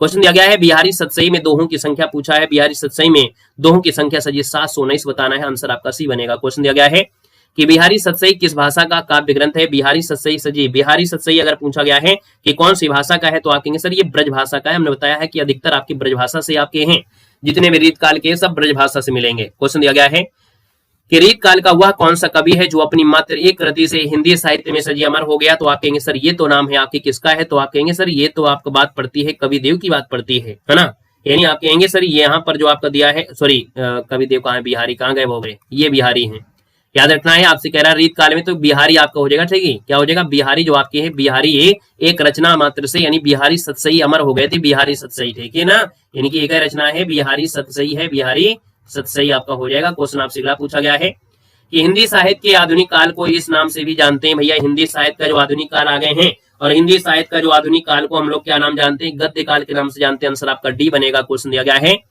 रामचंद्र शुक्ल ने हिंदी साहित्य के आधुनिक काल को किस नाम से जाना है? तो भैया आधुनिक काल को किस नाम से? तो आप कहेंगे सर यहाँ पर देखा जाए तो आपका जवाब जो बनेगा वो बनेगा क्या है? यहाँ पर आप कहेंगे सर गद्य काल हो जाएगा, गद्य काल। अगला है ब्रजभाषा के आधुनिक कालीन कवि इनमें से कौन है? ब्रजभाषा में जो आधुनिक कालीन कवि हैं वो सर जी कौन है? तो आपके जगन्नाथ दास रत्नाकर, ये ब्रजभाषा के आधुनिक कालीन कवि, ऑप्शन आपका सी बनेगा। नेक्स्ट क्वेश्चन दिया गया है कि इनमें से जगन्नाथ दास रत्नाकर की जो कृति हो आपकी इनमें से कौन है? जगन्नाथ दास रत्नाकर की कृतियों की बात करते हैं तो सर जी आपका उद्धव शतक जो आपका है, उद्धव शतक ये जगन्नाथ दास रत्नाकर की है। अगला क्वेश्चन दिया गया है कि रत्नाकर कृत उद्धव शतक किस भाषा में लिखा गया है? तो हमने कहा सर जी उद्धव शतक लिखा है, और उद्धव शतक जो लिखा गया है वो सर जी कौन सी भाषा में? आप कहेंगे सर ब्रज भाषा से ही लगा दीजिएगा, आंसर आपका बी हो जाएगा ब्रज भाषा। नेक्स्ट क्वेश्चन दिया है उद्धव शतक में छंद पूछा है, उद्धव शतक में छंद कितने हैं? तो 118 छंद हैं। कितने हैं? 118 छंद है, ऑप्शन आपका डी बनेगा। क्वेश्चन को दिया है रत्नाकर कृत के द्वारा गंगा अवतरण किस छंद में लिखा गया है? गंगा अवतरण जो आपका है, गंगा अवतरण ये सर जी रोला छंद में लिखा गया है, किस भाषा में? तो आपको याद रखना है गंगा अवतरण को लिखा गया रोला छंद में। अगला क्वेश्चन दिया गया है उद्धव शतक की हमको लियो है कहाँ, हमको लियो है कहाँ, हमको लियो है कहाँ, हम कहन समय लगी, यानी प्रवृत्ति पर क्या बोध होता है? इतना जो प्रवृत्ति हुआ है आपका हुआ क्या है? तो सर जी यहाँ पर देना आपका आंसर क्या है? चलो यहाँ पर देखिए आपका 9 नंबर दिया है, 9 की बात करते हैं तो आपका जवाब हो जाएगा सर ये दिया गया है भावोत्कर्ष दिया है, यानी भावोत्कर्ष, ऑप्शन आपका सी यहाँ पर राइट हो जाएगा। और इस प्रकार से यहाँ पर दे सकते हैं आपकी ये क्लास कंप्लीट होती है। हमने कहा था जितना हम आपको पढ़ाते हैं वो रटाते भी चलते हैं। आपको यहाँ पर देखा जाए तो आपको आदिकाल हो गया, यहाँ पर देखा जाए भक्ति काल, रीत काल, है ना, जितना भी आपने पढ़ा है वो सब कुछ आज यहाँ पर रिवीजन कर लिया, और सुपरफास्ट तरीके से में वही क्वेश्चन जो कि आपकी एग्जाम में प्रीवियस ईयर वगैरह पूछे गए हैं वो हमने कवर कर दिया है। अब यहाँ पर देखिए कल से आपकी जो होगी जो हमारा भारतेंदु युग है ना, उससे आपकी स्टार्टिंग होगी, पहले आपकी थ्योरी से, फिर आपके यहाँ पर देखिए ऑब्जेक्टिव क्वेश्चन से, और आपको यहाँ पर मॉडल पेपर भी आप शुरुआत कर देंगे, क्योंकि जब लगभग 30% लगभग 40% कोर्स खत्म हो जाता है तो हमारे मॉडल पेपर चालू हो जाते हैं। तो अब आपको यहाँ पर मॉडल पेपर भी आपका दिया जाएगा, है ना, तो अब मॉडल पेपर मिलेंगे। बाकी हमने कहा भी है कि आपके कोर्स में आप दे सकते हैं पूरी तरीके से छूट है, यानी कोई कोर्स यहाँ पर 2000 का बेचता है, कोई 1500 को, कोई 999 का, लेकिन हमारा कोर्स यहाँ पर दे सकते हैं जो कि सिर्फ 99 में था वो भी आज यहाँ पर कम कर दिया गया है। 24 घंटे के लिए आपका होगा, आप लोग ऐप में जाइएगा और 69 रुपए में ये कोर्स परचेज करिएगा, जिसमें आपको 3 प्रकार के नोट्स मिलेंगे। यानी 3D नोट्स भी आपका है, एक पर दे सकते हैं, हाईलाइट नोट्स भी है, एक हमारे एलटी ग्रेड की जो आपकी तैयारी कराई गई थी उसके भी नोट्स उसी में मिल जाएंगे क्लास नोट्स में, और आपके जीआईसी प्रवक्ता के लिए अलग से नोट्स आपके अपलोड किए जा रहे हैं, तो उनको भी आप लोग प्राप्त कर सकते हैं। और विधिवत तरीके से आपके नोट्स हैं, आप देखेंगे पूरे यूट्यूब में, आप देखेंगे आपने कोर्स लिया भी होगा, एक बार तुलना करिएगा, क्योंकि 69 रुपए को बहुत ज्यादा नहीं होते हैं। 69 रुपए की तो आप लोग चॉकलेट ही खा लेंगे, है ना। तो 69 रुपए में आप लोग कोर्स ले लीजिएगा, है ना। और उसमें आपको देखिए जब परीक्षा आती है तो मैराथन क्लासें होती हैं, उन क्लासों की भी पीडीएफ, जब जीके आपको पढ़ाते हैं आपके जीआईसी प्रवक्ता की, तो भी क्लासों की पीडीएफ, ये सब सुविधाएं आपकी ओपन हो जाती हैं, ठीक है ना। साथ में टेस्ट सीरीज आप देखिएगा, आप लोगों का केवीएस की परीक्षा लगी है, आप देखेंगे आपका यूपी टेट आएगा, सीटेट की परीक्षा है, इन सब की टेस्ट सीरीज भी आपकी उसमें है। यानी इतने में ही आपकी है दोस्तों, याद रखिए, आपसे 1 रुपए की कमाई नहीं है, बस हम चाहते हैं कि अब 9 वर्ष के उपलक्ष्य में आप लोगों को कुछ ना कुछ उपहार दिया जाए। वो उपहार है कि हमारी पूरी मेहनत आप लोगों के लिए है, ठीक है ना। तो चलिए फिर आज के लिए इतना रखते हैं, मिलते हैं एक नए सेशन के साथ। वीडियो अच्छा लगा है तो शेयर करिएगा, दूसरों को बता दीजिएगा कि नए ऐप में ये सुविधा आपको देव सर के यहाँ कर दी गई है, तो अभी आप लोग परचेज कर लीजिएगा, ठीक है ना। आज ही आप लोग परचेज कर लीजिए, 24 घंटे का समय है। बाकी अगर आप वीडियो बाद में देख रहे हैं तो एक बार ट्राई जरूर कर लीजिएगा, हो सकता है प्राइस आपका कुछ कम ज़्यादा हुआ भी हो, बाकी उससे कम नहीं होगा। बस ये है कि हो सकता है कि प्राइस बढ़ाने के लिए टाइम ना हो, तो ना बढ़ा हो, तो आप लोग देख लीजिएगा एक बार। बाकी 99 तो आपका प्राइस वो बना ही रहेगा, ठीक है ना। बाकी 150 रुपये बोला था कि 150 रुपये में होगा, अभी कोई परीक्षा भी नहीं है, है ना, तो अभी प्राइस तो आपका वही है, ठीक है। तो चलिए आज के लिए इतना रखते हैं, मिलते हैं नए सेशन में। धन्यवाद सभी को, जय हिंद, वंदे मातरम।